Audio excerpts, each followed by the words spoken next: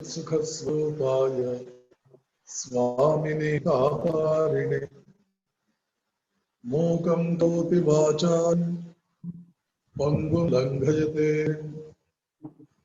यत्पापमहं वन्दे परमानन्दमाधवं वीरेश्वरानन्ददयामृताब्धिं श्रीरङ्गनाथं च विज्ञानभानुं चिदानन्दरूप श्रीपुरुषोत्तमार्यं ध्यायन् हृदि स्थां कृतिनं ह्यवैमि।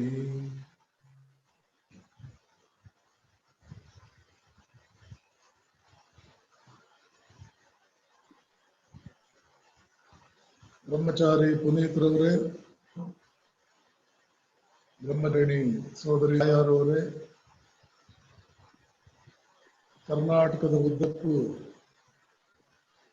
ಸಂತ ರಾಜಕಾರಣಿಗಳು ಅನ್ನುವಂತಹ ಕೀರ್ತಿಯಿಂದ ಶೋಭಾ ಇರ್ತಕ್ಕಂಥ ಸನ್ಮಾನ್ಯ ಶ್ರೀ ಆರ್ ಪಾಟೀಲ್ ರವರೇ, ಈ ಕಾರ್ಯಕ್ರಮದಲ್ಲಿ ಭಾಗವಹಿಸಿರ್ತಕ್ಕಂಥ ಎಲ್ಲ ಪ್ರೀತಿಯ ಗೌರವಾನ್ವಿತ ಆಧ್ಯಾತ್ಮಿಕ ಬಂಧುಗಳೇ, ಇಲ್ಲಿ ಮಳೆ ಬರ್ತಾರೆ, ಮಳೆಯ ಹನಿಗಳ ಶಬ್ದ ಕೂಡ ಸಣ್ಣದಾಗ್ತಾ ಇದೆ. ಇದೆಲ್ಲ ನಡುವೆ ಶ್ರೀರಾಮಕೃಷ್ಣ ಶಾರದಾ ಮಾತೆ ವಿವೇಕಾಮೃತ ನಿಮಗೆ ಏನೂ ತೊಂದರೆ ಇಲ್ಲದೆ ಮಾತುಗಳು ಕೇಳ್ತಾ ಇದೆ ಅಂತ ಭಾವಿಸ್ತೇನೆ.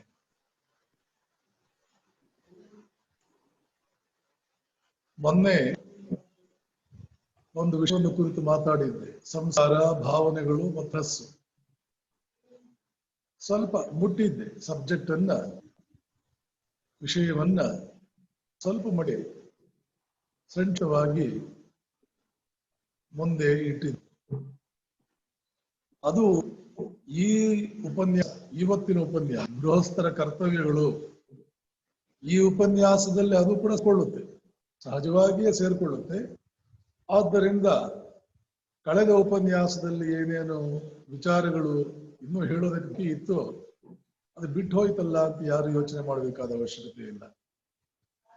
ಆ ಉಪನ್ಯಾಸದಿಂದ ಬಹಳಷ್ಟು ಜನರಿಗೆ ಸಂತೋಷ ಆಗಿ ಇದನ್ನು ನಾವು ಮತ್ತೆ ಮತ್ತೆ ಇಟ್ಕೊಳ್ಬೇಕು ಇಂಥ ಕಾರ್ಯಕ್ರಮಗಳನ್ನ ಅಂತ ಮಾನ್ಯ ಡಿ.ಆರ್. ಪಾಟೀಲ್ರಿಗೆ ಒಂದು ಬೇಡಿಕೆ ಇಟ್ಟು ಶ್ರೀಯುತ ಪಾಟೀಲ್ರು ನನ್ನ ಮುಂದೆ ಈ ಪ್ರಸ್ತಾಪ ಮಾಡಿದರು.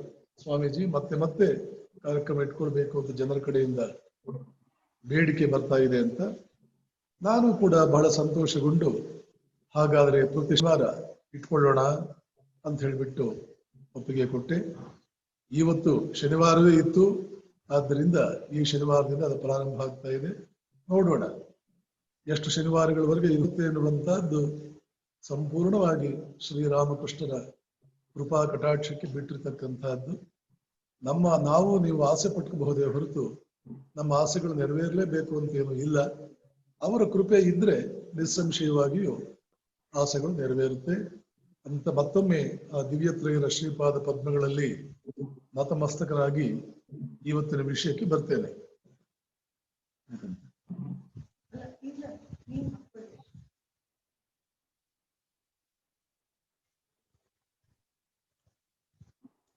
ಇವತ್ತಿನ ವಿಷಯ ಗೃಹಸ್ಥರ ಕರ್ತವ್ಯಗಳು. ನನಗನ್ಸಿದ ಮಟ್ಟಿಗೆ ಇದಕ್ಕಿಂತಲೂ ಮುಖ್ಯವಾದ ವಿಷಯ ಸದ್ಯಕ್ಕೆ ಭಾರತ ದೇಶದಲ್ಲಿ ಇನ್ಯಾವುದೂ ಕೂಡ ಇರಲಾರದು. ಕಾರಣ ಇಷ್ಟೇ, ಇವತ್ತು ದೇಶಕ್ಕೇನಾದರೂ ಒಳ್ಳೆಯದಾಗಿದ್ರೆ ಅದು ಯಾರಿಂದ ಆಗಿದೆ, ಇವತ್ತು ದೇಶಕ್ಕೇನಾದರೂ ಕೆಡುಕಾಗಿದ್ರೆ ಅದು ಯಾರಿಂದ ಆಗಿದೆ, ಇದೆಲ್ಲ ನೋಡ್ಬೇಕಲ್ಲ ನಾವು. ಕಣ್ಣುಗಳು ಮುಚ್ಕೊಂಡು, ಕಿವಿಗಳು ಮುಚ್ಕೊಂಡು, ಬಾಯಿ ಮುಚ್ಕೊಂಡು, ಪರಮಾತ್ಮ ಕಣ್ಣು, ಕಿವಿ, ಬಾಯಿ ಇದೆಲ್ಲ ಕೂಡ ಸುಮ್ಮನೆ ಮುಚ್ಕೊಂಡಿರೋದಕ್ಕಾಗಿ ಕೊಡ್ಲಿಲ್ಲ. ಅವನು ಮಾತಾಡೋದು ಬೇಡ ಅಂತ ಅವನು ಮನುಷ್ಯರಿಗಿಂತಲೂ ಕೆಳಮಟ್ಟದ ಪ್ರಾಣಿಗಳ ಬಗ್ಗೆ ಒಂದು ಯೋಜನೆ ಇಟ್ಕೊಂಡಿದ್ದಾನೆ. ಈ ಯಾವುದೇ ಪ್ರಾಣಿಗಳು ಮಾತು ಬೇಡ, ಆದ್ದರಿಂದ ಅವುಗಳೇ ಮಾತಾಡುವ ಸಾಮರ್ಥ್ಯವನ್ನು ಅವರೇ ಇಲ್ಲ. ಸಬ್ ಹ್ಯೂಮನ್ ಸ್ಪೀಶೀಸ್, ಮನುಷ್ಯನಿಗಿಂತಲೂ ಕೆಳಮಟ್ಟದ ಪ್ರಾಣಿಗಳು ಮಾತಾಡಬಾರದು ಅಂತ ಪರಮಾತ್ಮನ ಇಚ್ಛೆ. ಆದ್ದರಿಂದ ತಮ್ಮಲ್ಲಿ ಅವರು ಸಾಂಖ್ಯವಾಗಿ ಒಂದಷ್ಟು ಕಾಗೆಗಳು ಕೂಗಿದಂಗೆ, ಕೋಳಿ ಕೂಗಿದಂಗೆ, ಗಿಳಿ ಕೂಗಿದಂಗೆ ಮಾತಾಡಬಹುದೇ ಹೊರತು ಮಾತು ಅನ್ನುವ ಮಟ್ಟಕ್ಕೆ ಅವುಗಳ ಬಾಯಿಂದ ಯಾವುದೇ ಶಬ್ದ ಬರಲಾರದು. ಯಾಕೆ? ಭಗವಂತನ ಇಚ್ಛೆ. ವಿವೇಚನಾ ಶಕ್ತಿ ಇಲ್ಲೇ ಇರೋನು, ಜ್ಞಾನಿ ಅಲ್ಲದವನು, ಪ್ರತಿಯೊಂದನ್ನು ವಿಶ್ಲೇಷಣೆ ಮಾಡಿ ಒಳಿತು ಯಾವುದು ಕೆಡುಕು ಯಾವುದು ಅಂತ ತಿಳ್ಕೊಳ್ಳೋದಕ್ಕೆ ಬಾರದೇ ಇರೋನು ಮಾತಾಡೋದ್ರಿಂದ ಸಾಕಷ್ಟು ಅನಾಹುತ ಆಗುತ್ತೆಯೇ ಹೊರತು, ಪ್ರಮಾದ ಆಗುತ್ತೆಯೇ ಹೊರತು ಅದರಿಂದ ಏನು ಪ್ರಯೋಜನ ಆಗುವುದಿಲ್ಲ. ಯಾವುದೇ ಮೃಗ, ಸಬ್ ಹ್ಯೂಮನ್ ಸ್ಪೀಶೀಸ್ ಅಂತ ಇಂಗ್ಲಿಷಲ್ಲಿ ಕರೀತೇವೆ, ಯಾವುದೇ ಮೃಗಕ್ಕೆ ಆ ಸಾಮರ್ಥ್ಯ ಇರೋದಿಲ್ಲ. ಆದ್ದರಿಂದ ಅದು ಮಾತಾಡೋದು ಬೇಡ, ಇದು ಭಗವಂತನ ಇಚ್ಛೆ. ಆದರೆ ನಮಗೆ ಹಾಗೆ ಮಾಡಿದಾನ? ಅದ್ಭುತವಾದ ಕಣ್ಣುಗಳನ್ನು ಕೊಟ್ಟಿದ್ದಾನೆ. ಯಾಕೆ ಇಷ್ಟು ಅದ್ಭುತವಾದ ಕಣ್ಣು ಕೊಟ್ಟ? ಅದ್ಭುತವಾದ ಬಾಯಿ ಕೊಟ್ಟಿದ್ದಾನೆ. ಆ ಬಾಯಿ ಸಾಮರ್ಥ್ಯ, ಒಂದು ಉಪನ್ಯಾಸ ಮಾಡಿದರೆ ಒಂದು ದೇಶದ ಸ್ಥಿತಿಗತಿಗಳಿಗೆ ಬದಲಾವಣೆ ಆಗ್ಬೇಕು, ಒಂದು ದೇಶದಲ್ಲಿ ಕ್ರಾಂತಿ ಆಗ್ಬಿಡ್ಬೇಕು. ನಾವು ನೋಡಿದ್ದೇವೆ, ಪ್ರಖ್ಯಾತ ವಾಗ್ಮಿಗಳು ದೇಶಗಳ ದಿಗಳನ್ನೇ ಹಾಗೆ ಬದಲಾವಣೆ ಮಾಡಿದ್ದಾರೆ ಅನ್ನುವಂತಹದ್ದನ್ನು ನಾವು ನೋಡಿದ್ದೇವೆ. ಜೂಲಿಯಸ್ ಸೀಸರ್ ಅನ್ನುವಂತಹ ಶೇಕ್ಸ್ಪಿಯರ್ನ ನಾಟಕದಲ್ಲಿ ಮಾರ್ಕ್ ಆಂಟನಿ ಕೇವಲ ಒಂದು ಉಪನ್ಯಾಸದಿಂದ ಇಡೀ ವಾತಾವರಣವನ್ನು ಹೇಗೆ ವಿರುದ್ಧ ದಿಕ್ಕಿನಲ್ಲಿ ಹೋಗುವ ಹಾಗೆ ಮಾಡಿಬಿಡ್ತಾನೆ, ನಾವು ನೋಡಿದ್ದೇವೆ. ಫ್ರೆಂಚ್ ಕ್ರಾಂತಿ, ಅಲ್ಲಿ ಉಪನ್ಯಾಸಗಳು, ಬರಹಗಳು, ಬರಹ ಅಂದ್ರೆ ಏನು? ಮೌನವಾದ ಉಪನ್ಯಾಸವೇ ಬರಹ. ಶಬ್ದರೂಪಿ ಉಪನ್ಯಾಸವೇ ಮಾತು. ಶಬ್ದರೂಪಿ ಬರಹ ಉಪನ್ಯಾಸ, ಶಬ್ದರೂಪಿ ಬರಹ ಉಪನ್ಯಾಸ, ಮೌನವಾದ ಉಪನ್ಯಾಸ ಬರಹ. ವಿಕ್ಟರ್ ಹ್ಯೂಗೋ, ರೂಸೋ, ವಾಲ್ಟೇರ್ ಇವರೆಲ್ಲರೂ ತಮ್ಮ ಬರಹಗಳಿಂದ ಫ್ರಾನ್ಸ್ ದೇಶದ ಜನತೆಯಿಂದ ಬಡಿದೆಬ್ಬಿಸಿ ನಿರಂಕುಶ ಪ್ರಭುತ್ವ, ಲೂಯಿ 14, ಲೂಯಿ 15, ಲೂಯಿ 16 ಇವರ ದುರಾಡಳಿತದಿಂದ, ದಬ್ಬಾಳಿಕೆಯಿಂದ ಬೀಸುತ್ತಿದ್ದಂತಹ ಫ್ರೆಂಚ್ ಜನತೆ ಕ್ರಾಂತಿಯನ್ನು ಮಾಡಿ ಇವತ್ತು ಫ್ರಾನ್ಸ್ ಪ್ರಪಂಚದ ಬಲಿಷ್ಠ ರಾಷ್ಟ್ರಗಳು ಅದು ಒಂದು ಕಾರಣ. ಒಂದು 4 ಜನರ ಬರಹಗಳು, ಮಾತುಗಳು.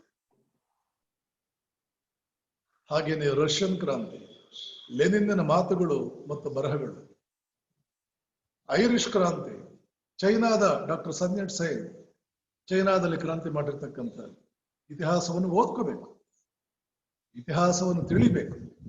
ನಾವು ಸೈನ್ಸ್ ಸ್ಟೂಡೆಂಟ್ಸು, ನಮ್ಗೆ ಹಿಸ್ಟ್ರಿ ಬೇಡ ಅನ್ನುವಂಥದ್ದು ಅವೆಲ್ಲ ಅದು ಯಾವ ರೀತಿಯಿಂದ ಬಂತು ಇದೆಲ್ಲ ಪರಮಾತ್ಮನಿಗೆ ಗೊತ್ತು. ಮಹಾ ದಡ್ಡತನದ ಮಾತುಗಳು. ಒಬ್ಬ ಎಜುಕೇಟೆಡ್ ಮ್ಯಾನ್ ಮೊಟ್ಟ ಮೊದಲು ಅವ್ರು ಗೊತ್ತಾಗಬೇಕಾದ್ದು ತನ್ನ ದೇಶದ ಚರಿತ್ರೆ. ಎಲ್ಲಿ ನಮ್ಮ ಹಿರಿಯರು ಎಡುವುದ್ರು, ಹಿರಿಯರು ಎಲ್ಲಿ ಎಡುವುದ್ರು ಅನ್ನೋದು ಗೊತ್ತಿಲ್ಲದೆ ಹೋದ್ರೆ ಇವತ್ತು ನಾವು ಹೇಗೆ ನಮ್ಮನ್ನು ನಡೆಸ್ಕೋಬೇಕು ಅನ್ನುವಂಥದ್ದು ಹೇಗೆ ಗೊತ್ತಾಗುತ್ತೆ? ಭೂತಕಾಲದಲ್ಲಿ ನಡೆದ ಸಂಗತಿಗಳ ಬಗ್ಗೆ ನಮಗೆ ಯಾವ ಜ್ಞಾನವೂ ಇಲ್ಲ ಅಂದ್ರೆ ಭವಿಷ್ಯದ ನಾವು ತಗೊಳ್ಳೋ ನಿರ್ಧಾರಗಳ ಬಗ್ಗೆ ನಾವು ಸರಿಯಾದ ನಿರ್ಧಾರ ತಗೊಳ್ತೀವಿ ಅಂತ ಹೇಳೋಕ್ಕಾಗುತ್ತಾ? ಹಿಂದೆ ಒಂದು ಎಂಥ ನಿರ್ಧಾರ ತಗೊಂಡಿದ್ವಿ, ಅದರಿಂದ ಎಷ್ಟು ಒಳ್ಳೇದಾಯಿತು. ಹಿಂದೆ ಏನ್ ನಿರ್ಧಾರ ತಗೊಂಡಿದ್ವಿ, ಅದರಿಂದ ಎಷ್ಟು ಕೆಡುಕಾಯಿತು. ಹಿಂದೆ ತಗೊಂಡ ನಿರ್ಧಾರಗಳು ಒಳಿತಾದ ನಿರ್ಧಾರಗಳಿಂದ ಅಥವಾ ಸರಿಯಾದ ನಿರ್ಧಾರಗಳಿಂದ ಆದ ಒಳಿತುಗಳು, ಕೆಟ್ಟ ನಿರ್ಧಾರಗಳಿಂದ ಆದ ಕೆಡುಕುಗಳು ನಮಗೆ ಗೊತ್ತೇ ಇಲ್ಲ ಅಂತಂದ್ರೆ ಇವತ್ತು ನಾವು ತಗೊಳ್ಳೋ ನಿರ್ಧಾರ ಒಳಿತಾ ಕೆಡುಕ ಅಂತ ಹೇಗೆ ಗೊತ್ತಾಗುತ್ತೆ? ನಾನು ಮೆಡಿಕಲ್ ಸ್ಟೂಡೆಂಟು, ನಾನು ಇಂಜಿನಿಯರಿಂಗ್ ಸ್ಟೂಡೆಂಟ್, ನಾನು ಸೈನ್ಸ್ ಸ್ಟೂಡೆಂಟು, ನನಗೆ ಹಿಸ್ಟ್ರಿ ಯಾಕೆ?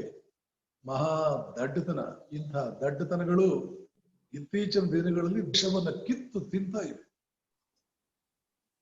ದೇಶವನ್ನು ಕಿತ್ತು ತಿಂತ. ಇದಕ್ಕೆಲ್ಲ ಕಾರಣ ಸಮರ್ಥ ಗೃಹಸ್ಥರ ಕೊರತೆ.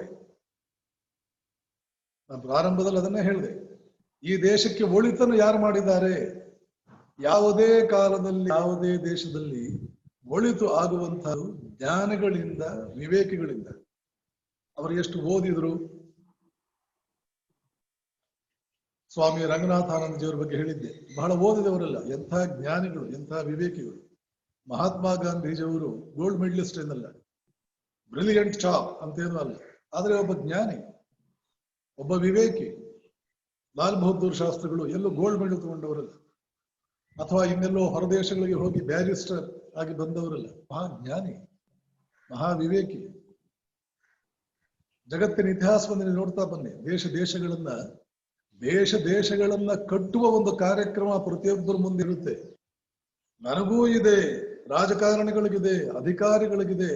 ಈ ದೇಶದ ಗಾಳಿಯನ್ನು ಯಾರು ಉಸಿರಾಡ್ತಾ ಇದ್ದಾರೋ, ಈ ದೇಶದ ನೀರನ್ನು ಯಾರು ಕುಡಿತಾ ಇದ್ದಾರೋ, ಈ ದೇಶದ ಮಣ್ಣಿಂದ ಬೆಳೆ ಬೆಳೆದು ಯಾರು ಹೊಟ್ಟೆ ತುಂಬಿಸ್ಕೊಳ್ತಾ ಇದ್ದಾರೋ, ಈ ದೇಶದಿಂದ ಪ್ರಯೋಜನಗಳನ್ನು ಯಾರು ಪಡ್ಕೊಳ್ತಾ ಇದ್ದಾರೋ, ಇಲ್ಲಿ ಯಾರು ಹೊಸ ಮಾಡ್ತಾ ಇದ್ದಾರೋ, ಇವರೆಲ್ಲರಿಗೂ ದೇಶ ಕಟ್ಟುವ ಜವಾಬ್ದಾರಿ ಇದೆ. ನಾವು ಓದ್ದವರಲ್ಲ, ನಮ್ಗೇನ್ ಗೊತ್ತಾಗುತ್ತೆ ಅಂತ ಸುಮ್ಮನೆ ಕೂತ್ಕೊಳ್ಳೋ ಹಾಗಿಲ್ಲ. ನೀವು ಓದಿಲ್ಲ ಅಂತ ಹೇಳ್ಬಿಟ್ಟು ಸರ್ಕಾರಿ ಸವಲತ್ತುಗಳನ್ನು ತಗೊಳ್ಳದೆ ಸುಮ್ಮನೆ ಏನೋ ಕೂತಿಲ್ಲ. ನೀವು ದೇಶದ ಬಗ್ಗೆ ಏನೋ ಗೊತ್ತಿಲ್ಲ ನಮ್ಗೇನ್ ಗೊತ್ತಾಗುತ್ತೆ ಅವೆಲ್ಲ ಅಂತಲೋ ಅಥವಾ ಇನ್ಯಾವುದೋ ಬೇಜವಾಬ್ದಾರಿಯಿಂದಲೋ ಬದುಕ್ತಾ ಇರ್ತಕ್ಕಂಥ ಜನರಿಗೆ ಒಂದು ಕಿವಿ ಮಾತು ಹೇಳಲಿಕ್ಕೆ ಇಷ್ಟಪಡ್ತೇನೆ. ಒಂದಷ್ಟು ಜ್ಞಾನ ಬೇಕು ಮನುಷ್ಯನಿಗೆ. ದೇಶದ ಚರಿತ್ರೆಯನ್ನು ನೋಡಿ ಬಟ್ಟೆ ಉರಿಬೇಕು. ಎಲ್ಲಿ ದೇಶಕ್ಕೆ ತೊಂದರೆ ಆಯಿತು, ನೋವಾಗಬೇಕು. ಗದಗಿನಲ್ಲೇ ಇದ್ದಂತ ಒಬ್ಬರು ಲೇಡಿ, ಅವ್ರು ಬಹಳ ಓದಿದವರೇನೂ ಅಲ್ಲ, ಅಮೆರಿಕದಲ್ಲಿ ಮಗಳಿದ್ದಾಳೆ, ಆಶ್ರಮದ ಪರಿಚಯಸ್ಥರು ಕೂಡ. ಆಕೆ ಅಮೆರಿಕದಿಂದ ಹೋಗಿ ವಾಪಸ್ ಬಂದ್ಮೇಲೆ ಗದಗಿನಲ್ಲಿ ನಮ್ಮ ಆಶ್ರಮಕ್ಕೆ ಬಂದಾಗ ಹೇಳಿದ್ರು, ಸ್ವಾಮೀಜಿ ನೀವ್ ಏನಾದ್ರೂ ಬೇಜಾರು ಮಾಡ್ಕೊಳ್ರಿ, ಅಮೆರಿಕ ನೋಡಿದ ಮೇಲೆ ನನಗೆ ಬಹಳ ಬೇಜಾರಾಗೋಯ್ತು, ನನ್ನ ದೇಶ ಯಾವಾಗ ಹಿಂಗಾಗೋದು. ಅವ್ರಿಗೆ ಹೇಳಿದೆ, ಅಮ್ಮ ನೀವು ಬಹಳ ಓದ್ದವರಲ್ಲ, ಆದ್ರೆ ನೀವು ಬಹಳ ಜ್ಞಾನಿಗಳಿದ್ದೀರಿ, ನೀವು ಬಹಳ ವಿವೇಕಿಗಳಿದ್ದೀರಿ, ಆದ್ರಿಂದ ನಿಮ್ಗೆ ಅನಿಸ್ತಾ ಇದೆ ಹೀಗೆ. ಅವಿವೇಕಿಗಳಿಗೆ ಹಾಗೆ ಅನಿಸಲ್ಲ. ಇದನ್ನ ನಾನು ಹೇಳಿದ್ದು, ದೇಶದ ಚರಿತ್ರೆ ಓದ್ಬೇಕು. ಇಷ್ಟೆಲ್ಲ ಯಾಕೆ ಬರ್ತಾ ಇದೆ ಅಂತಂದ್ರೆ, ಗೃಹಸ್ಥನ ಪ್ರಾಮುಖ್ಯತೆ ಒಂದು ದೇಶದಲ್ಲಿ ಎಷ್ಟು ಇದೆ, ಇದೆಲ್ಲ ನೋಡ್ಕೊಳ್ಬೇಕಾದವ್ರು ಯಾರು? ಇದೆಲ್ಲ ವ್ಯವಸ್ಥೆ ಆಗ್ಬೇಕಾದ ಎಲ್ಲಿಂದ? ನಾವು ಸಾಮಾನ್ಯವಾಗಿ ತಿಳ್ಕೊಳ್ಳೋದೇನು, ದೇಶದ ಪ್ರತಿಯೊಂದು ಕೆಲಸಕ್ಕೂ, ಈ ದೇಶಕ್ಕೆ ಸಂಬಂಧಪಟ್ಟಂತ ಪ್ರತಿಯೊಂದು ವಿಷಯಕ್ಕೂ ಪ್ರಧಾನಮಂತ್ರಿ ಕಾರಣ, ಮುಖ್ಯಮಂತ್ರಿ ಕಾರಣ, ಆ ಪಕ್ಷ ಕಾರಣ, ಈ ಪಕ್ಷ ಕಾರಣ. ನಮ್ಮೂರಿನ MLA ಇದೆಲ್ಲ ಯಾಕೆ ನೋಡ್ತಾ ಇಲ್ಲ? ನಮ್ಮೂರಿನ ಡೆಪ್ಟಿ ಕಮಿಷನರ್ ಯಾಕೆ ನೋಡ್ತಾ ಇಲ್ಲ? ನಮ್ಮೂರಿನ ತಹಸೀಲ್ದಾರ್ ಯಾಕೆ ಇದನ್ನು ನೋಡ್ತಾ ಇಲ್ಲ? ಆ ಡಿಪಾರ್ಟ್ಮೆಂಟ್ನವ್ರು ಯಾಕೆ ನೋಡ್ತಾ ಇಲ್ಲ? ಈ ಡಿಪಾರ್ಟ್ಮೆಂಟ್ನವ್ರು ಯಾಕೆ ನೋಡ್ತಾ ಇಲ್ಲ? ಕೆಲವು ಸಲ ನಾನು ಬಹಳ ಖಾರವಾಗಿ ಮಾತಾಡ್ತೇನೆ. ಈ ದೇಶದ ಜನರ ಅಜ್ಞಾನ ನೋಡಿ ರೋಸಿ ಹೋಗಿದ್ದೇನೆ ನಾನು. ಕಲ್ಲು ಬಂಡೆಗಳಾದ್ರೂ ಉದ್ಧಾರ ಆಗಬಹುದು, ಈ ದೇಶದ ಜನ ಉದ್ಧಾರ ಆಗ್ತಾರ ಅಂತ 100 ಸಲ ನನ್ನ ಮುಂದೆ ಪ್ರಶ್ನೆ ಬಂದಿದೆ.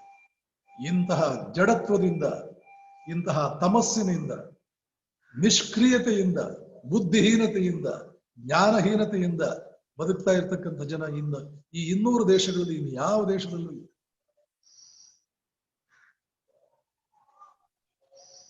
ಆದ್ದರಿಂದ ಇಲ್ಲಿ ನಾನು ಹೇಳಕ್ ಇಷ್ಟಪಡ್ತೇನೆ, ಓ ದೇಶದ ಜನರೇ, ನಿಮ್ಮೂರಿನ ಕೆಲಸ ನಿಮ್ಮೂರಿನ MLA ಎಲ್ಲ ಮಾಡ್ಬೇಕಾಗಿರೋದು. ಅವ್ರಿಗೊಂದು ಪಾತ್ರ ಇದೆ, ಅವರು ಮನುಷ್ಯರು ನಮ್ಮ ಹಾಗೆ, ಅವ್ರು ಎಷ್ಟು ಅಂತ ಮಾಡ್ಬೇಕು. ನಿಮ್ಮೂರಿನ ಸಮಸ್ಯೆ DC ಅವ್ರದಲ್ಲ, ನಿಮ್ಮೂರಿನ ಸಮಸ್ಯೆ ಊರಿನ ಗ್ರಾಮ ಪಂಚಾಯತಿ ಚೇರ್ಮನ್ದಲ್ಲ, SP ದಲ್ಲ, ಮಠದ ಸ್ವಾಮಿಗಳದಲ್ಲ. ಪ್ರತಿಯೊಬ್ಬರದು ನನ್ನ ಗಮನಕ್ಕೆ ಬಂದಿದೆಯಾ ಅಲ್ಲಿ ನಾನು ಸ್ಪಂದಿಸ್ಬೇಕು. ನನ್ನ ಗಮನಕ್ಕೆ ಬಂದಿದೆ ತಾನೆ ನಾನು ಸ್ಪಂದಿಸ್ಬೇಕು. ಇಷ್ಟೇ ಯೋಚನೆ ಮಾಡೋಣ. ನಿಮ್ಮ ಮಗನಿಗೋ ಮಗಳಿಗೋ ಏನಾದ್ರೂ ತೊಂದರೆ ಆದ್ರೆ DC ಗೆ SP ಗೆ MLA ನೀವು ಕಾಯ್ತಿರೋ, ನೀವೇ ಕಾರ್ಯಪ್ರವೃತ್ತರಾಗ್ತೀರ. DC SP ಗೆ ಸಂಬಂಧಪಟ್ಟಿದ್ದು ಪ್ರತಿಯೊಂದು ನನ್ನ ಮಗನ ವಿಷಯ ಬಿಟ್ಟು ಬೇರೆ ಎಲ್ಲವೂ ಕೂಡ DC ಗೆ ಸಂಬಂಧಪಟ್ಟಿದ್ದು. ನನ್ನ ಮಗನ ವಿಷಯ ಮಾತ್ರ ನನಗೆ ಸಂಬಂಧಪಟ್ಟಿದ್ದು. ಓಕೆ, ಅದನ್ನು ಒಪ್ಕೊಂಡು ನಿಮ್ಮ ಮಗಳನ್ನೋ ನಿಮ್ಮ ಮಗನನ್ನೋ ನೀವು ಸರಿಯಾಗಿ ಬೆಳೆಸಿದ್ರೆ ದೇಶ ಈ ದುರ್ಗತಿಗೆ ಬರ್ತಿತ್ತ? ದೇಶ ಏನಾದ್ರೂ ಒಂದು ದುರ್ಗತಿಗೆ ಬಂದಿರ್ಬೇಕಾದ್ರೆ ಅದಕ್ಕೆ ಕಾರಣ ಯಾರು? ಕೆಲವು ವ್ಯಕ್ತಿಗಳು, ಕೆಲವರು ಕಳ್ಳರು, ಸುಳ್ಳರು, ಮೋಸಗಾರರು, ಭ್ರಷ್ಟರು. ಒಂದು ನಯಾ ಪೈಸೆಯು ಮಾನವೀಯ ಪ್ರಜ್ಞೆಯಲ್ಲಿ ಇರತಕ್ಕಂತಹ ಬದುಕ್ತಾ ಇರೋರು. ನಿಸ್ವಾರ್ಥಿಗಳು ಆಗೋದೇನೋ ಬೇಡ. ಅವರು ಅನ್ಯಾಯವನ್ನ, ಅತ್ಯಾಚಾರವನ್ನ, ಅಧರ್ಮವನ್ನ ಸಮಾಜದಲ್ಲಿ ಸಂಭವಿಸೋದಕ್ಕೆ ಅವರ ಕಾರಣೀಭೂತರಾಗದೇ ಇದ್ರೆ ಸಾಕು, ದೊಡ್ಡ ಉಪಕಾರ. ಯಾರೋ ಈ ರೀತಿಯ ಮೌಲ್ಯಹೀನರು, ಲಂಗು ಲಗಾಮು ರೀತಿ ಇಲ್ಲೇ ಇರ್ತಕ್ಕಂಥವ್ರು 4 ಜನ ಸೇರ್ಕೊಳ್ತಾನೆ ಇವತ್ತೇನಾದ್ರು ಹೇಗಿರಬಾರದೋ ಹಾಗೆ ವಾತಾವರಣ ಇರೋದಕ್ಕೆ ಕಾರಣ. ಒಂದು ಸರ್ಕಾರಿ ಕಚೇರಿ, ರಾಯಚೂರಿನ ರಾಮಕೃಷ್ಣಾಶ್ರಮದ ಲ್ಯಾಂಡ್ಗೋಸ್ಕರ 50 ಸಲ ನಾನು ವಿಧಾನಸೌಧ ಓಡಾಡಿದೆ. ಮಾನ್ಯ ಡಿ.ಆರ್. ಪಾಟೀಲ್ ಗೊತ್ತು, ಅವರು ನನ್ನ ಜೊತೆ ಎಷ್ಟೋ ಸಲ ಬಂದ್ರು. ಒಬ್ಬ ಸನ್ಯಾಸಿ ತನ್ನ ಕೆಲಸಕ್ಕೆ ಒಂದು ಶಾಲೆ, ಬಡ ಮಕ್ಕಳಿಗೋಸ್ಕರ ಒಂದು ಶಾಲೆ, ಸ್ವಾಮಿ ವಿವೇಕಾನಂದ ಕುರಿತಂತ ಒಂದು ಒಳ್ಳೆ ಮ್ಯೂಸಿಯಂ, ಒಂದು ದೊಡ್ಡ ಸ್ಟ್ಯಾಚ್ಯೂ, ವಿವೇಕಾನಂದರ ಸಂಪರ್ಕಕ್ಕೆ ಬಂದಂತ ಕೂಲಿ ಹುಡುಗ ಇವತ್ತು ಕರ್ನಾಟಕದ ನಂಬರ್ 1 ಅಧಿಕಾರಿ ಆಗಿದ್ದಾನೆ. ವಿವೇಕಾನಂದರು ಒಂದು ದೊಡ್ಡ ಮ್ಯಾಗ್ನೆಟ್ ಇದ್ದ ಹಾಗೆ, ದೇಶದ ಮಕ್ಕಳೆಲ್ಲ ಐರನ್ ಇದ್ದ ಹಾಗೆ. ಯಾವ ಐರನ್ ಮ್ಯಾಗ್ನೆಟ್ ನ ಸಂಪರ್ಕಕ್ಕೆ ಅದೊಂದು ಮ್ಯಾಗ್ನೆಟ್ ಆಗುತ್ತೆ. ವಿವೇಕಾನಂದ ಸಂಪರ್ಕಕ್ಕೆ ಬಂದವನು ಒಂದು ರೀತಿಯ ವಿವೇಕಾನಂದ ಆಗ್ತಾನೆ. ಆ ಪ್ರಭಾವನ ಆ ಹಿಂದುಳಿದ ಜಿಲ್ಲೆಯ ಮಕ್ಕಳ ಮೇಲೆ ಆ ಪ್ರಭಾವ ಆಗ್ಬೇಕು ಅಂತ ಹೇಳಿ ಒಂದು ಆಶ್ರಮ ಬೇಕು, ಅದಕ್ಕೊಂದಷ್ಟು ಸರಿಯಾದ ಜಾಗ ಬೇಕು ಅಂತ ಇರೋ ಜಾಗವನ್ನು ಕೊಡೋದಕ್ಕೆ ಸರ್ಕಾರ 50 ಸಲ ನಾನು ಓಡಾಡಿದೆ. ವಿಧಾನಸೌಧದ ಕೆಲವರು ಹೇಳಿದ್ರು, ಸರ್ ತಮ್ಮಂತವರಿಂದ ಬರೋ ಜಾಗ ಅಲ್ಲ ಇದು, ನೀವ್ ಯಾಕೆ ಬರ್ತೀರಿ? ಯಾಕೆ ದೇಶ ಹೀಗಾಗಿದೆ? ಆ ಸಂಬಂಧಪಟ್ಟ ಅಧಿಕಾರಿ ಕೆಲಸ ಆಗದೆ ಇರೋದಕ್ಕೆ ಅಧಿಕಾರಿ ಇದಾನಲ್ಲ, ಅವನನ್ನು ನಾವು ಇವನು ಸರಿಯಾದ ಅಧಿಕಾರಿ ಅಲ್ಲ ಅಂತ ಎಷ್ಟು ಹೇಳ್ತೀವೋ ಅದನ್ನು 100 ಪಟ್ಟು ಹೇಳಬೇಕು. ಅವನನ್ನ ಬೆಳೆಸಿದ ತಂದೆ ತಾಯಿ ಸರಿ ಇಲ್ಲ. ಸದ್ಗೃಹಸ್ಥರ ಮನೆಯಲ್ಲಿ ಬೆಳೆದವನಲ್ಲ ಇವನ ಅಧಿಕಾರಿ. ಸದ್ಗೃಹಸ್ಥರಲ್ಲ ಅವರು.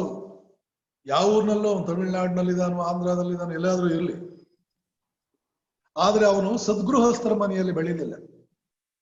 ಒಂದು ವಾಕ್ಯ ಅವ್ರ ತಂದೆ ತಾಯಿ ಅಂದ್ರೆ ಹೇಳಿದ್ರೆ ಸಾಕಿತ್ತು, ಮಗು ಸಾಧ್ಯವಾದರೆ ನೀನು ಎಲ್ಲರಿಗೂ ಸಹಾಯ ಮಾಡು, ಎಷ್ಟು ಸಾಧ್ಯವೋ ಅಷ್ಟು ನಿನ್ನ ಹತ್ರ ಬಂದವರಿಗೆ ಸಹಾಯ ಮಾಡು. ಆಗ್ಲಿಲ್ಲ ಅಂತಂದ್ರೆ ಅಡ್ಡಿ ಮಾಡಬೇಡ, ಯಾರಿಗೂ ತೊಂದರೆ ಮಾಡಬೇಡ, ಯಾವ ಕೆಲಸಕ್ಕೂ ಅಡ್ಡಿ ಮಾಡಬೇಡ. ಇದೊಂದು ವಾಕ್ಯ ಹೇಳಿದಿದ್ರೆ, ಅವನು ಅಷ್ಟೇ ಸಂಸ್ಕಾರ ಪಡ್ಕೊಂಡಿದ್ದಿದ್ರೆ ನಮ್ಮಂತವ್ರ ಕೆಲಸ ಬಹಳ ಸುಲಭ ಆಗ್ಬಿಡ್ತಿತ್ತು. ಒಂದು ಸಂದರ್ಭದಲ್ಲಿ ಅಧಿಕಾರಿಗೆ ಹೇಳಿದೆ, ನೀವು ಇಷ್ಟು ಸಲ ನಮ್ಗೆ ಓಡಾಡಿಸಿದ್ರೆ ಏನಾದ್ರೂ ಕೆಲಸ ಮಾಡ್ಬೇಕು ಅನ್ನೋ ಉತ್ಸಾಹ ನಮ್ಮಲ್ಲಿ ಹೇಗೆ ಉಳಿಯುತ್ತೆ? ಉತ್ಸಾಹ ಕಳ್ಕೊಂಡ್ಮೇಲೆ ಏನ್ ಕೆಲಸ ಆಗುತ್ತೆ? ಕೆಲಸ ಆಗೋದು ಬೇಡ ಅವ್ರಿಗೆ, ನಮ್ಗೆ ಉತ್ಸಾಹ ಉಳಿಯೋದು ಬೇಡ ಅವ್ರಿಗೆ. ಅವ್ರದ್ದೇನೋ ಕೆಲವು ಸೆಲ್ಫಿಶ್ ಎಕ್ಸ್ಪೆಕ್ಟೇಷನ್ಸ್ ಇರುತ್ತೆ, ಅದು ಫುಲ್ಫಿಲ್ ಆದ್ರೆ ಆಯ್ತು. ಕೊನೆಗೂ ಮಾನ್ಯ ಡಿ.ಆರ್. ಪಾಟೀಲ್ರು, ಎಚ್.ಕೆ. ಪಾಟೀಲ್ರು ಇದರಲ್ಲಿ ಮೂಗು ತೂರಿಸಿ ಕೈ ಹಾಕಿ ಕೆಲಸ ಮಾಡ್ಕೊಡ್ಬೇಕಾಯ್ತು. ಸಂದರ್ಭೋಚಿತವಾಗಿ ಅವ್ರನ್ನ ನೆನೆಸ್ತೇನೆ, ಕೃತಜ್ಞತೆಗಳನ್ನು ಸಮರ್ಪಣೆ ಮಾಡ್ತೇನೆ. ಏಕೆಂದ್ರೆ ಪರಮಾತ್ಮ ಯಾವ ದೋಷವನ್ನಾದ್ರೂ ಕ್ಷಮಿಸ್ತಾನಂತೆ, ಯಾವ ದುರ್ಗುಣವನ್ನಾದ್ರೂ ಕ್ಷಮಿಸ್ತಾನಂತೆ, ಕೃತಜ್ಞತೆ ಕ್ಷಮಿಸೋದಿಲ್ಲ. ಮಾಡಿದ ಉಪಕಾರವನ್ನು ಸ್ಮರಿಸಲಿಲ್ಲ ಅಂದ್ರೆ ಪರಮಾತ್ಮ ಕ್ಷಮಿಸೋದಿಲ್ಲ. ಸಂದರ್ಭ ಬಂತು, ಇದನ್ನು ಹೇಳ್ಬೇಕು ಅಂತ ನಾನೇನು ಪ್ಲಾನ್ ಮಾಡಿರ್ಲಿಲ್ಲ. ಸಂದರ್ಭ ಬಂತು, ಸಂದರ್ಭ ಬಂದಾಗ ನಾವು ಏನನ್ನಾದ್ರೂ ಮಾತಾಡೋದಕ್ಕೆ ಹೊರಟ್ರೆ ಯಾರು ಹೇಳ್ಕೊಟ್ರು ಆ ಗುರುಗಳನ್ನು ಸ್ಮರಿಸ್ಕೊಂಡು ನಾವು ಮಾತಾಡ್ಬೇಕು. ಯಾರಾದ್ರೂ ನಮ್ಮನ್ನು ಇದು ಬಹಳ ಚೆನ್ನಾಗಿ ಆಯ್ತು ನಿಮ್ ಕಡೆಯಿಂದ ಅಂತ ಹೊಗಳಿದ್ರೆ ಆ ಜ್ಞಾನ, ಆ ಶಕ್ತಿ ನಮ್ಗೆ ಬರೋದಕ್ಕೆ ಯಾವ ಮಹಾತ್ಮರು ಕಾರಣೀಭೂತರಾದ್ರು ಅವ್ರ ಕಾರಣನಪ್ಪ, ನಂದೇನಿಲ್ಲ ಅಂತ ಹೇಳ್ಬೇಕು. ಇದೆಲ್ಲ ಈ ದೇಶದ ಸಂಸ್ಕೃತಿ. ವಿಶ್ವವಿಖ್ಯಾತ ವಿವೇಕಾನಂದರು ಕಲ್ಕತ್ತೆಗೆ ಬಂದಾಗ ಇಡೀ ದೇಶವೇ ಅವರನ್ನ ಜೀವಂತ ದೇವರಂತೆ ನೋಡಿದಾಗ ವಿವೇಕಾನಂದರು ಹೇಳ್ತಾರೆ, ನಾನು ಏನು ಮಾಡಿದಿನೋ ಅದೆಲ್ಲ ರಾಮಕೃಷ್ಣರಿಗೆ ಸೇರಿದ್ದು. ನನ್ನಿಂದ ಏನಾದ್ರೂ ಕಾಯ ವಾಚ ಮನಸ ಸ್ವಲ್ಪವೇ ಒಳ್ಳೇದೇನಾದ್ರೂ ಆಗಿದ್ರೆ ಅದಕ್ಕೆ ಕಾರಣ ರಾಮಕೃಷ್ಣರು, ನನ್ನಿಂದ ಕಿಡಿಕೇನಾದ್ರೂ ಆಗಿದ್ರೆ ಅದಕ್ಕೆ ನಾನು ಕಾರಣ ಅಂತ ವಿವೇಕಾನಂದರು ಹೇಳ್ತಾರೆ. ಇದು ಈ ದೇಶದ ಸಂಸ್ಕೃತಿ. ಇದನ್ನೆಲ್ಲ ಕಲಿಸಬೇಕಾದ ಸದ್ಗೃಹಸ್ಥರು. ವಿವೇಕಾನಂದರು ಸದ್ಗೃಹಸ್ಥರ ಮನೆಯಲ್ಲಿ ಹುಟ್ಟಿದ ಹುಡುಗ ಆದ್ದರಿಂದ ಅವರಿಗೆ ಆ ಸಂಸ್ಕಾರ ಬಂತು. ಎಲ್ಲರೂ ಹಾಗೇನು ಹೇಳಲ್ಲ, ಸಾಕಷ್ಟು ತಗೊಂಡಿರ್ತಾರೆ, ಆದ್ರೆ ಎಂದಿಗೂ ಕೂಡ ಇಂಥವ್ರಿಗೆ ನಾನು ಕೃತಜ್ಞನಾಗಿದ್ದೇನೆ ಅಂತವ್ರು ಬಾಯ್ಬಿಟ್ಟು ಹೇಳಲ್ಲ. ಯಾಕೆ? ಸಂಸ್ಕಾರ ಇರಲ್ಲ, ಪರಮಾತ್ಮ ಅವರನ್ನು ಮೆಚ್ಚಲ್ಲ.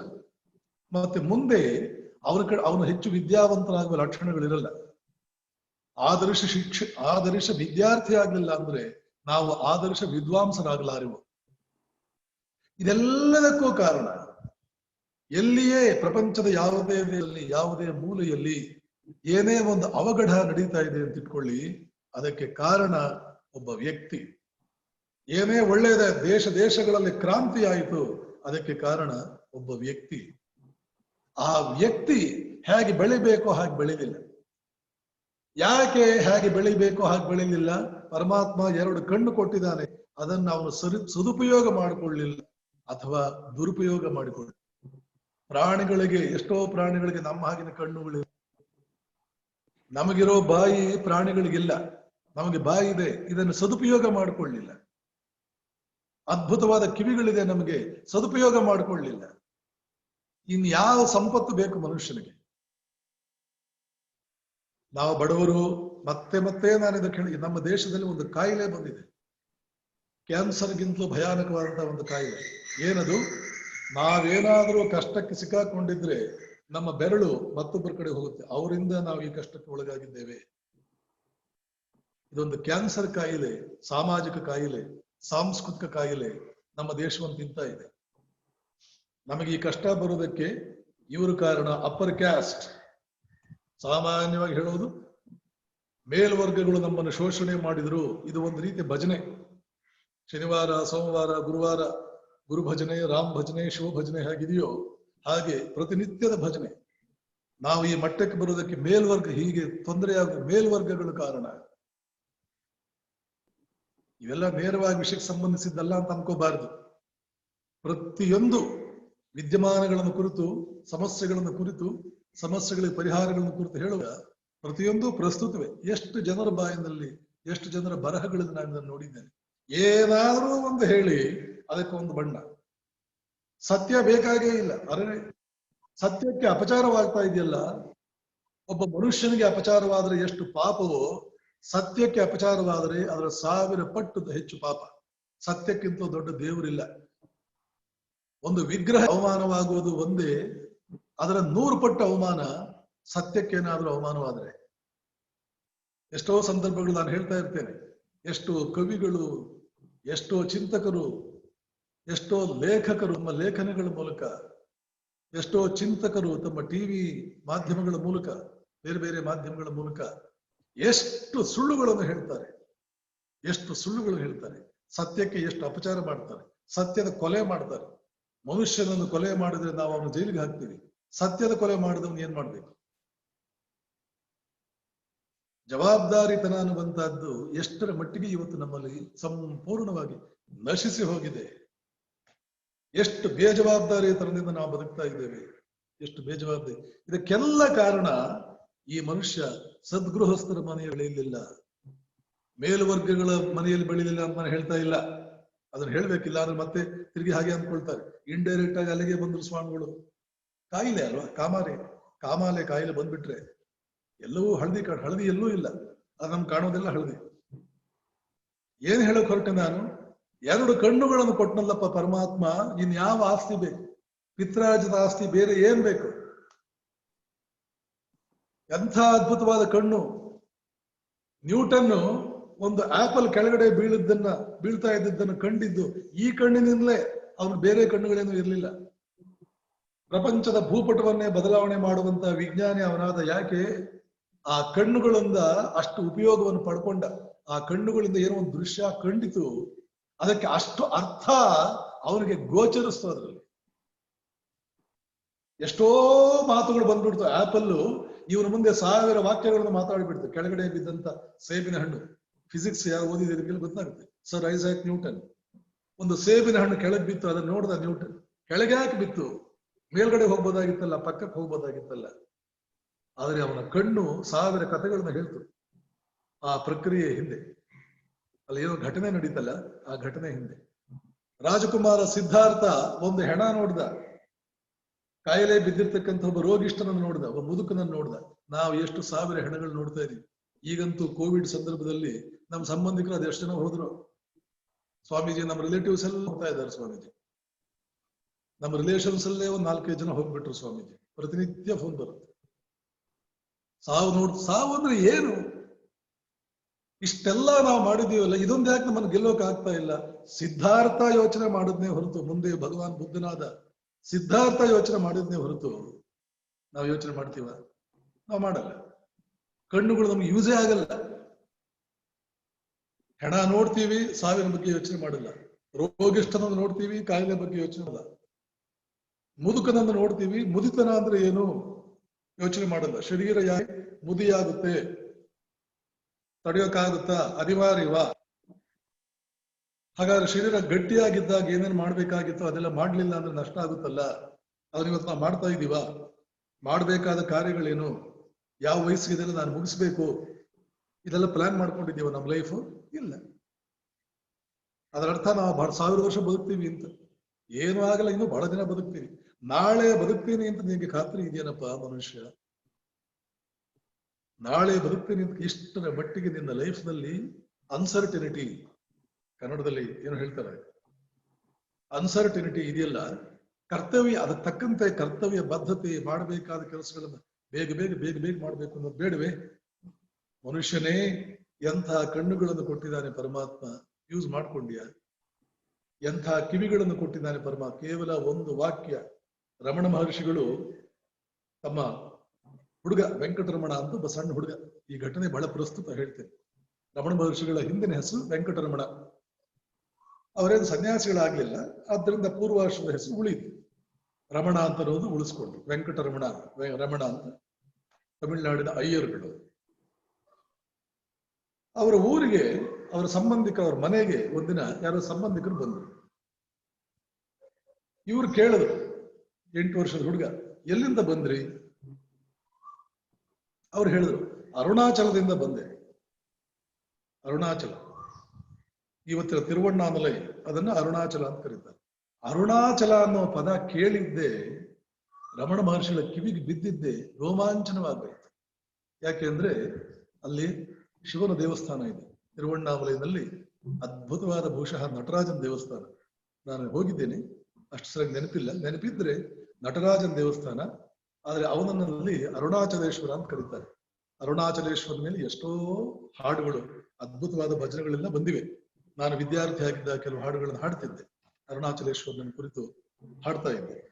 ಅರುಣಾಚಲದಿಂದ ಬಂದೆ ಅಂತ ಅವ್ರು ಹೇಳಿದ್ದೆ, ಆ ಒಂದು ಪದ ಕಿವಿಗೆ ಹೊಕ್ಕಿದ್ದೆ, ಮೈಯೆಲ್ಲ ರೋಮಾಂಚನವಾಗ್ಬಿಡ್ತು ಹುಡುಗ ವೆಂಕಟರಮಣನಿಗೆ.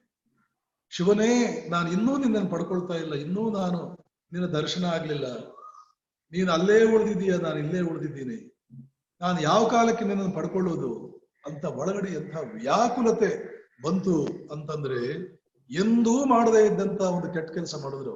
ಏನದು? ಅವರಪ್ಪನ ಕೋಟಿನ ಜೇಬಿನಿಂದ ಒಂದಷ್ಟು ಹಣ ಕದ್ರು. ಅವರಪ್ಪನ ಗೊತ್ತಾಗದಂತೆ ಜೇಬಿನಿಂದ ಒಂದಷ್ಟು ಹಣ ತಗೊಂಡ್ರು. ಅವ್ರ ಅಪ್ಪನಿಗೆ ಹೇಳಲಿಲ್ಲ, ಆದ್ರಿಂದ ಕದ್ರು ಅನ್ನೋ ಪದ ಉಪಯೋಗ ಮಾಡಿದೆ ನಾನು. ಅವ್ರ ಅಪ್ಪನ ಜೇಬ್, ಅವ್ರು ಎಂದೂ ಮಾಡಿರ್ಲಿಲ್ಲ ಈ ಕೆಲಸವನ್ನ ಇಲ್ಲಿವರೆಗೆ ಜೀವಮಾನದಲ್ಲಿ. ಒಂದಷ್ಟು ಹಣ ತಗೊಂಡ್ರು. ಟ್ರೈನು ಎಲ್ಲಿವರೆಗೆ ಹೋಗುತ್ತೆ ಅಲ್ಲಿವರೆಗೆ ಹೋದ್ರು. ಆಮೇಲೆ ನಡ್ಕೊಂಡು ತಿರುವಣ್ಣಾಮಲೈ ಅಥವಾ ಅರುಣಾಚಲೇಶ್ವರಕ್ಕೆ ಹೋದ್ರು. ಓಡಿದ್ರು, ಶಿವ ದೇವಸ್ಥಾನಕ್ಕೆ ಓಡಿದ್ರು.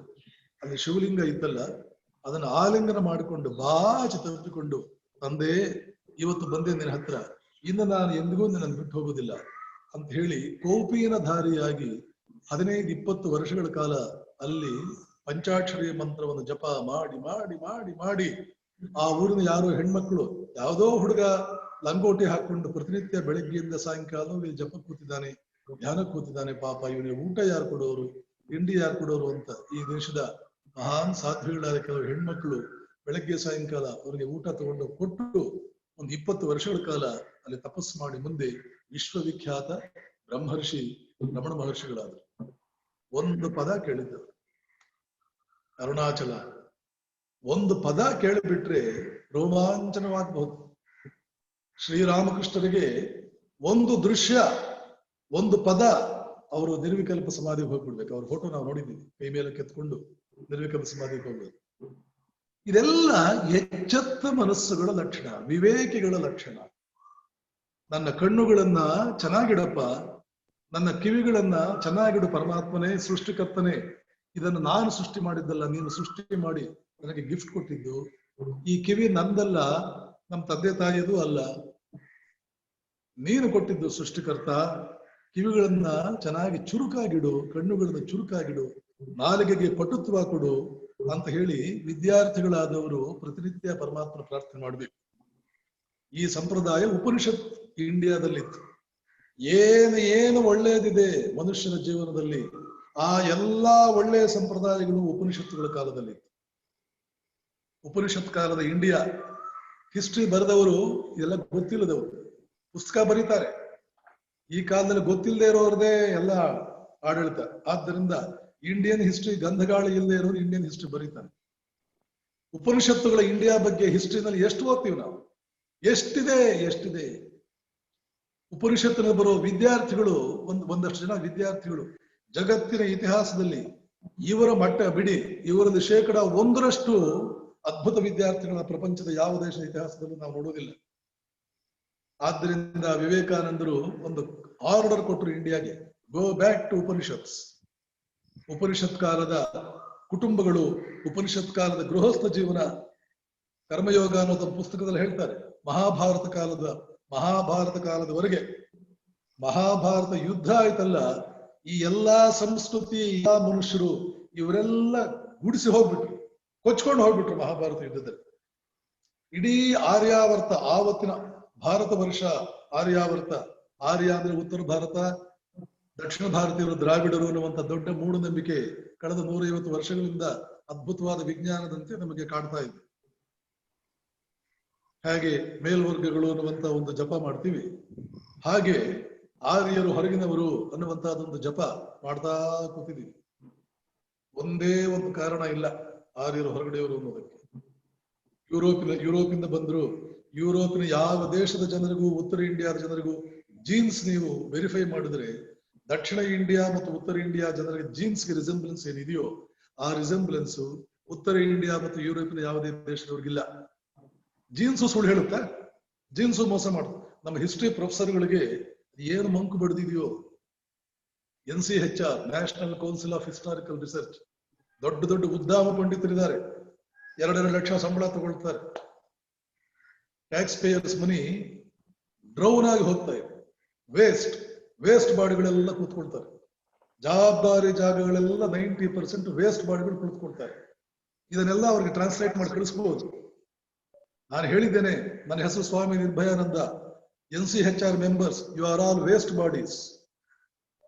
Not a single naya paise you are worth, but we are paying you exorbitant and heavy salaries, which is a sheer waste of the exchequer money of a common man who is paying to Government of India, Government of Karnataka in the form of direct tax as well as indirect tax. You are all waste bodies. Fie upon you. I don't recognize you people. You are liabilities for this country and never an asset. ಆರ್ಯರು ಹೊರಗಡೆಯಿಂದ ಬಂದವರೆಲ್ಲ ಸ್ವಾಮಿ ವಿವೇಕಾನಂದರು ಆಕ್ರೋಶಗೊಂಡು ಹೇಳ್ತಾರೆ. ಇಂತಹ subjects ಅಲ್ಲಿ Vivekananda is the final authority. Rabindranath Tagore ಹೇಳ್ತಾರೆ, if you want to know India study Vivekananda. ನೀವು ಯಾವ ವ್ಯಕ್ತಿಯನ್ನು ಓದ್ಬಿಟ್ಟು ಇಂಡಿಯಾ ಬಗ್ಗೆ ನೀವು ಕಾನ್ಸೆಪ್ಟ್ಸ್ ಕೊಡ್ತೀರ್ರಿ? ವಿವೇಕಾನಂದರು ಇದನ್ನು ಒಪ್ಕೊಂಡಿದ್ದಾರೆ ಏನ್ರಿ? Ravindranath Tagore, first Asian to get Nobel Prize. He is a dull-headed fellow. He is a Nobel laureate. The first Asian, not first Indian, first Asian to get Nobel Prize. Aryavarta ಅಂತ ನಾನು ಅವಾಗಲೇ ಅನ್ನಲ್ಲ. ಓಹೋ ಆರ್ಯಾವರ್ತ, ಇಡೀ ಭಾರತೀಯರು ಆರ್ಯರು. ರಾಮಾಯಣದಲ್ಲಿ ಸೀತೆ ದಕ್ಷಿಣ ಭಾರತೀಯನಾದ ಸುಗ್ರೀವನಿಗೆ ಆರ್ಯ ಅಂತ ಕರೀತಾಳೆ. ವಾಲ್ಮೀಕಿ ರಾಮಾಯಣದಲ್ಲಿ ಸೀತೆ ಶ್ರೀಲಂಕಾದ ವಿಭೀಷಣನನ್ನ ಆರ್ಯ ಅಂತ ಕರೀತಾಳೆ. ಆರ್ಯ ಅಂದ್ರೆ ಉತ್ತರ ಭಾರತೀಯರ, ದ್ರಾವಿಡ ಅಂದ್ರೆ ದಕ್ಷಿಣ ಭಾರತೀಯರ. ದ್ರಾವಿಡ ಅಂದ್ರೆ ದಕ್ಷಿಣ ಭಾರತೀಯ, ಉತ್ತರ ಭಾರತೀಯ ಅಷ್ಟೇ. ಅವನಿಗೇನು ಪದ ಇಲ್ಲ. ಉತ್ತರ ಭಾರತೀಯ ಅಂತ ಕರಿಬೇಕು ಅವನು, ಅಥವಾ ಭಾರತೀಯ ಅಷ್ಟೇ. ದಕ್ಷಿಣ ಭಾರತೀಯರಿಗೆ ದ್ರಾವಿಡ ಅಂತ ಸ್ಪೆಸಿಫಿಕ್ ನೇಮ್ ಇದ್ದ ಹಾಗೆ ಉತ್ತರ ಭಾರತೀಯರಿಗೆ ಜಿಯೋಗ್ರಫಿಕಲ್ ಬೇಸಿಸ್ ಮೇಲೆ ಯಾವುದೂ ಇಲ್ಲ.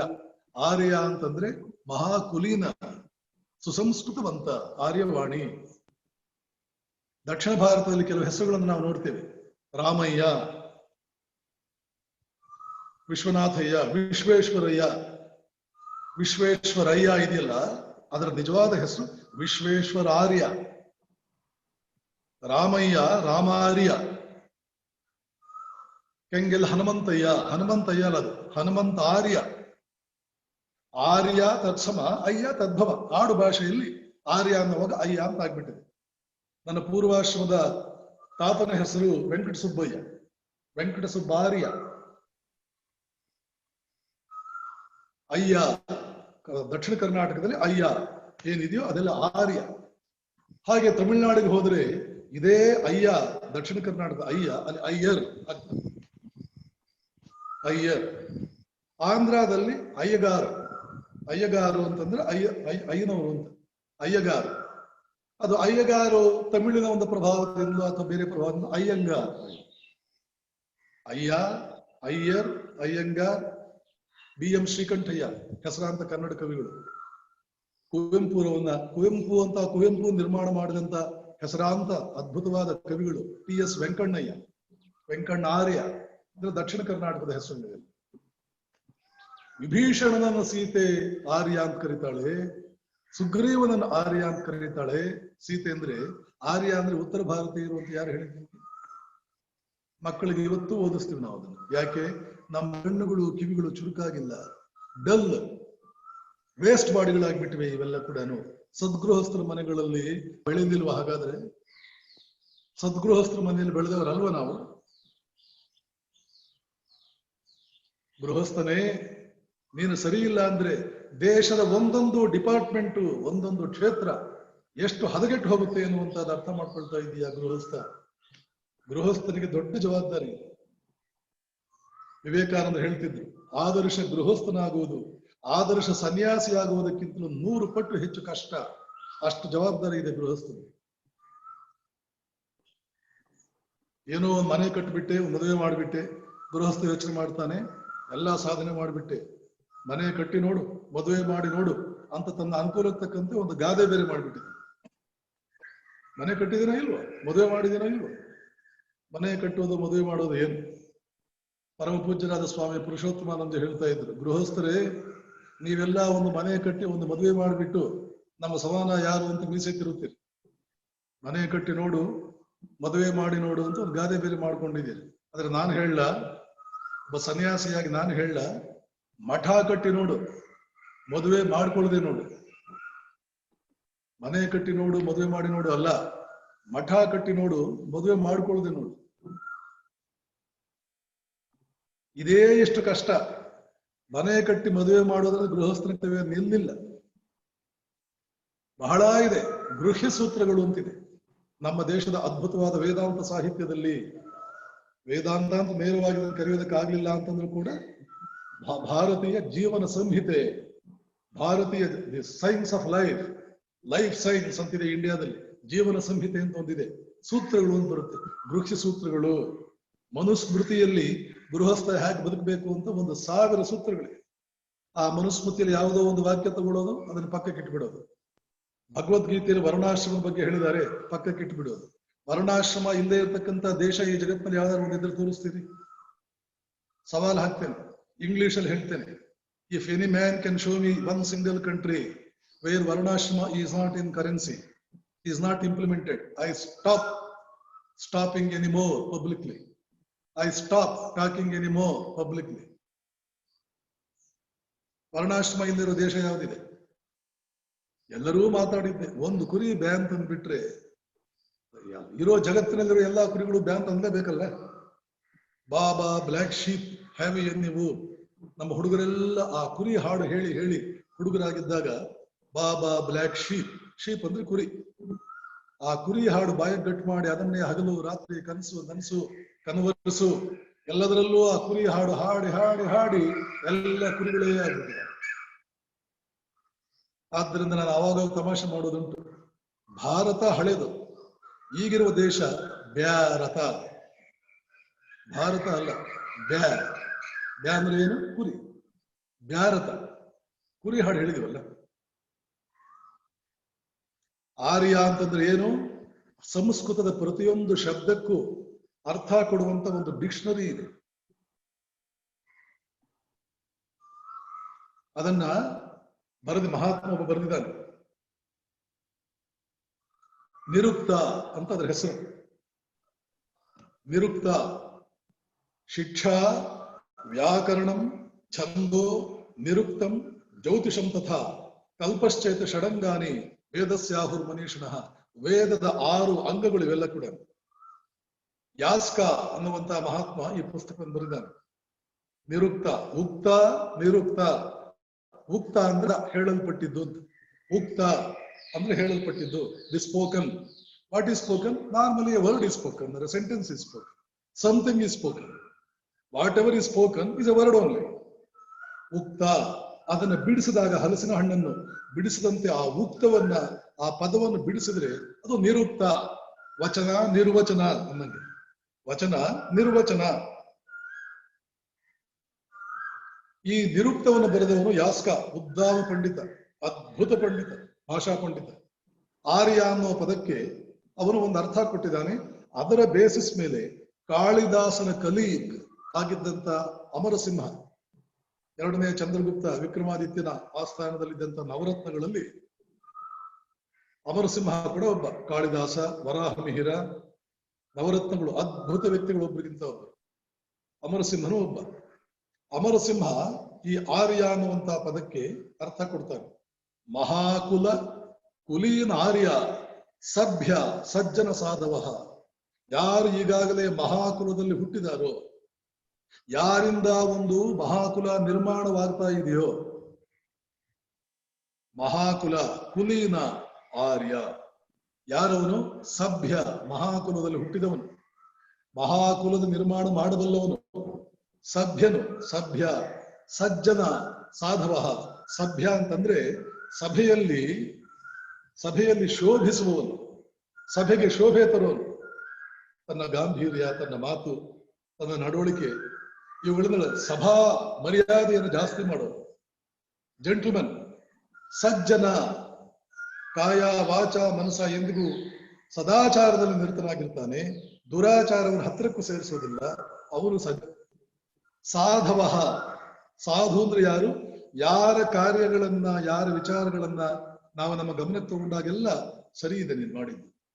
ಸಾಧು ಸಾಧು ಅಂತಂದ್ರೆ ಎಸ್ ರೈಟ್, ಹೌದಪ್ಪ ನೀನ್ ಮಾಡಿದ್ದು ಹೌದಪ್ಪ, ಯಾರ ವಿಷಯದಲ್ಲಿ ಹೌದು ಹೌದು ಅಂತ ನಾವು ಅಂತಿರ್ತೀವೋ ಅವನು ಸಾಧು.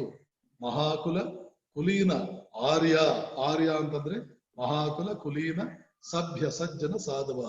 ಇನ್ನು ಆರ್ಯ ಅಂತ ಕರೆಯೋದು. ನಾರ್ತ್ ಇಂಡಿಯನ್ ಅಲ್ಲ. ನಾರ್ತ್ ಇಂಡಿಯನ್ಸ್ ಆರ್ಯರು ಇರಬಹುದು, ಜರ್ಮನ್ಸ್ ಆರ್ಯರು ಇರಬಹುದು, ಅಮೆರಿಕನ್ನರು ಆರ್ಯರು ಇರಬಹುದು. ಅಬ್ರಹಾಂ ಲಿಂಕನ್ ಒಬ್ಬ ಆರ್ಯ, ಮಹಾತ್ಮ ಅಲ್ವೇ. ಐನ್ಸ್ಟೀನ್ ಒಬ್ಬರು ಆರ್ಯ, ಜೀಸಸ್ ಕ್ರೈಸ್ಟ್ ಒಬ್ಬ ಆರ್ಯ. ಎಷ್ಟೋ ಕ್ರಿಶ್ಚಿಯನ್ ಸಂತರಿದ್ದಾರೆ, ಅದ್ಭುತವಾದ ಸಂತರು. Saint Francis of Assisi, Saint Theresa, Mother Theresa ಬಗ್ಗೆ ಹೇಳ್ತಾ ಇದ್ದೆ ನಾನು, ಸೈಂಟ್ ಥೆರೇಸಾ, ಇವರೆಲ್ಲ ಆರ್ಯರು. ಹಾಗೆ ಬೌದ್ಧ ಸನ್ಯಾಸ ಮಹಾತ್ಮರು ಎಷ್ಟೋ ಜನ, ಆನಂದ. ಸೂಫಿ ಸಂತರಿದ್ದಾರೆ, ಜಲಾಲುದ್ದೀನ್, ರಬಯಾ, ಪ್ರಾತಸ್ಮರಣೀಯರು. ಇವರೆಲ್ಲ ಆರ್ಯರು. ಜಗತ್ತಿನಲ್ಲಿ ಎರಡೇ ಗುಂಪಿದೆ ಅಂತ ಹೇಳ್ತಾನೆ ಕೃಷ್ಣ, ಆರ್ಯ ಮತ್ತು ಅನಾರ್ಯ. ಅದರ ಅರ್ಥ ಮಹಾ ಸುಸಂಸ್ಕೃತವಂತರು, ಸಂಸ್ಕೃತಿ ಹೀನರು. ಅರ್ಜುನ, ನೀನು ಅನಾರ್ಯನಾಗ್ತೀಯೇನು? ಅನಾರ್ಯ ದುಷ್ಟಂ ಅಸ್ವರ್ಗ್ಯಂ ಅಕೀರ್ತಿಕರಂ. ಅರ್ಜುನ, ಜವಾಬ್ದಾರಿಯಿಂದ ನುಣುಚಿಕೊಳ್ಳೋದಕ್ಕೆ ಒಂದು ನಾಟಕ ಮಾಡ್ತಾ ಇದೆಯಲ್ಲ.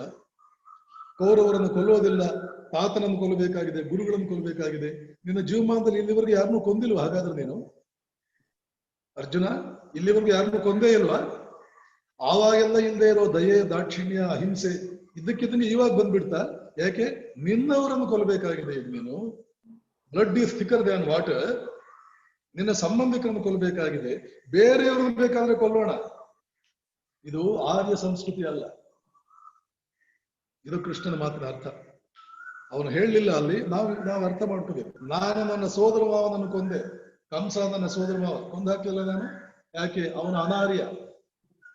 ಶಿಶುಪಾಲ ನನ್ನ ಸೋದರತ್ತೆ ಮಗ, ಕೊಂದಾಕ್ಲಿಲ್ಲ ಅವನನ್ನ. ನನ್ನ ಭಾವಮೈದನ ರುಕ್ಮ, ಮುಂದೆ ಬರುವಂತದ್ದು ಮಹಾಭಾರತ ಕಾಲಕ್ಕೆ ಅವನು ರುಕ್ಮಿ ಸತ್ತಿರ್ಲಿಲ್ಲ, ರುಕ್ಮಿಯನ್ನು ಕೊಂದಾಕ್ದ. ಬಲರಾಮ ರುಕ್ಮಿಣಿಯ ಸೋದರನನ್ನ, ಅಣ್ಣನ ರುಕ್ಮಿಯನ್ನು ಕೊಂದಾಕ್ದ. ಸಂಬಂಧಿಕರಲ್ಲೇ ಮಹಾಭಾರತ ಪೂರ್ತಿ ಸಂಬಂಧಿಕರೇ ಒಬ್ರಿಗೊಬ್ರು ಕೊಂದಾಕೋದು. ಕಾರಣ ಅಲ್ಲಿ ಧರ್ಮ ಅಧರ್ಮಗಳ ಪ್ರಶ್ನೆ. ರಕ್ತ ಸಂಬಂಧ ಅನ್ನುವಂತಹದ್ದು ಅತ್ಯಂತ ಕೆಳಮಟ್ಟದ ಮನುಷ್ಯರು ಮಾತ್ರ ಗೌರವಿಸುವ ಸಂಬಂಧ. ಗೌರವಾನ್ವಿತ ವ್ಯಕ್ತಿಗಳು, ಆರ್ಯರು ಗೌರವಿಸುವ, ಪರಿಗಣಿಸುವ ಸಂಬಂಧ ಯಾವುದು ಅಂದ್ರೆ, ಇವನು ಧರ್ಮಿಷ್ಠನು, ಅವನು ನನ್ನವನು. ಇವನು ಧರ್ಮಹೀನನು, ಇವನು ನನ್ನವನಲ್ಲ. ವಿಭೀಷಣ ಯಾವ ಸಂಬಂಧ ನೋಡ್ದ? ಸುಗ್ರೀವ ಯಾವ ಸಂಬಂಧ ನೋಡ್ದ? ವಿಭೀಷಣ ರಾವಣ ಅಣ್ಣ, ಆದ್ರೇನಂತೆ ಧರ್ಮಹೀನ, ನನ್ನ ಸಂಬಂಧ ಇಲ್ಲ. ಯಾಕೆ? ನೀನು ಆರ್ಯ ಅಲ್ಲ. ನೀನು ವಿಭೀಷಣ ಆರ್ಯ, ರಾವಣ ಅನಾರ್ಯ. ಇದೆಲ್ಲ ಯಾಕೆ ಹೇಳ್ತಾ ಇದ್ದೀನಿ? ಭದ್ರಂ ಕರ್ಣೇಭಿ. ಉಪನಿಷತ್ ಕಾಲದ ಶಿಕ್ಷಣ ಪದ್ಧತಿಯಲ್ಲಿ ಏನು ವಿದ್ಯಾರ್ಥಿಗಳ ಕೈಯಲ್ಲಿ ಮೊದಲು ಪ್ರಾರ್ಥನೆ ಮಾಡಿಸ್ತಾ ಇದ್ದದ್ದೇನು? ಭದ್ರಂ ಕರ್ಣೇಭಿ ಶೃಣುಯಾಮ ದೇವಾಹ. ನನ್ನ ಕಿವಿಗಳು ಅದ್ಭುತವಾದ ವಿಚಾರ ಕೇಳಲಿ. ಅದರೆಲ್ಲ ಆಸಕ್ತಿ ಬರಲಿ ನನ್ನ ಕಿವಿಗಳಿಗೆ. ಭದ್ರಂ ಅಂದ್ರೆ ಇದೆಲ್ಲ ಬಂತು. ಉದ್ಧಾರ, ಸಬ್ಲೈಮ್, ಸಬ್ಲೈಮ್ ವಿಚಾರಗಳು, ಉದಾತ್ತ ವಿಚಾರಗಳು, ಉದ್ಧಾರಕ ವಿಚಾರಗಳು, ಇದೆಲ್ಲವನ್ನು ನನ್ನ ಕಿವಿಗಳು ಬೆಳಗ್ಗೆಯಿಂದ ಸಾಯಂಕಾಲದವರೆಗೆ ಕೇಳ್ತಾ ಇರಲಿ. ವಿವೇಕಾನಂದರು ಹೇಳ್ತಾರೆ, fill your mind with most powerful thoughts day in and day out. ಹಗಲೋ ರಾತ್ರಿ ಶಕ್ತಿಯುತವಾದ ಭಾವನೆಗಳಿಂದ ನಿನ್ನ ಮನಸ್ಸನ್ನು ತುಂಬು. ಹೇಗೆ ತುಂಬೋದು? ಕಿವಿನಲ್ಲಿ ಕೇಳಿ, ಮನಸ್ಸಿನಲ್ಲಿ ಓದಿ, ಕಣ್ಣಲ್ಲಿ ನೋಡಿ. ಭದ್ರಂ ಕರ್ಣೇಭಿಃ ಶೃಣುಯಾಮ ದೇವಾಃ, ಭದ್ರಂ ಪಶ್ಯೇಮ ಅಕ್ಷಭಿಃ ಯಜತ್ರಾಃ. ನನ್ನ ಕಣ್ಣುಗಳು ಅದ್ಭುತವಾದ್ದನ್ನೇ ನೋಡ್ತಾ ಇರಲಿ.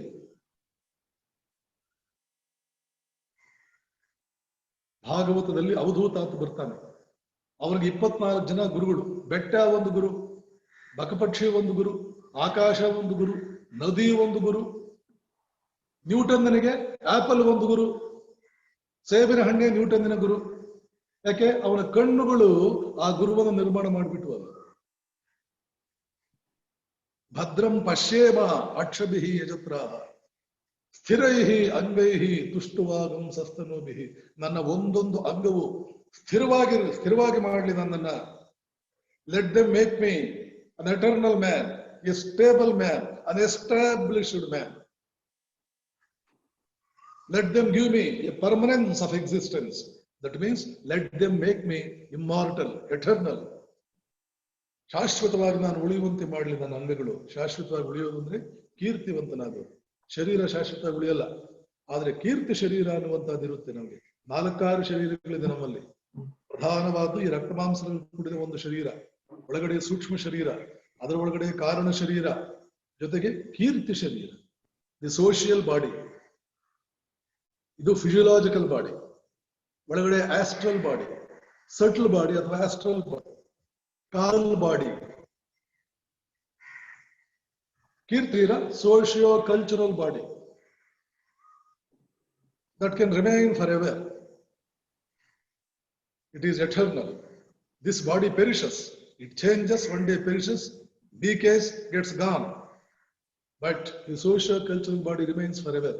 ಚಿರಂಜಿ ಆಗುವಂತ ಆಶೀರ್ವಾದ ಮಾಡ್ತಿದ್ರು ಹಿಂದಿನ ಕಾಲ. ಅರ್ಥ ಅದೇನೆ, ಕೀರ್ತಿವಂತನಾಗು, ಚಿರಕಾಲ ನಿನ್ನ ಹೆಸರು ಉಳಿಯಲಿ, ಆವಾಗ ನೀನು ಚಿರಂಜೀವಿಯಾದೆ. ನಮ್ಮಲ್ಲಿ ಚಿರಂಜೀವಿಗಳಿದ್ದಾರೆ ಎಷ್ಟೋ ಜನ.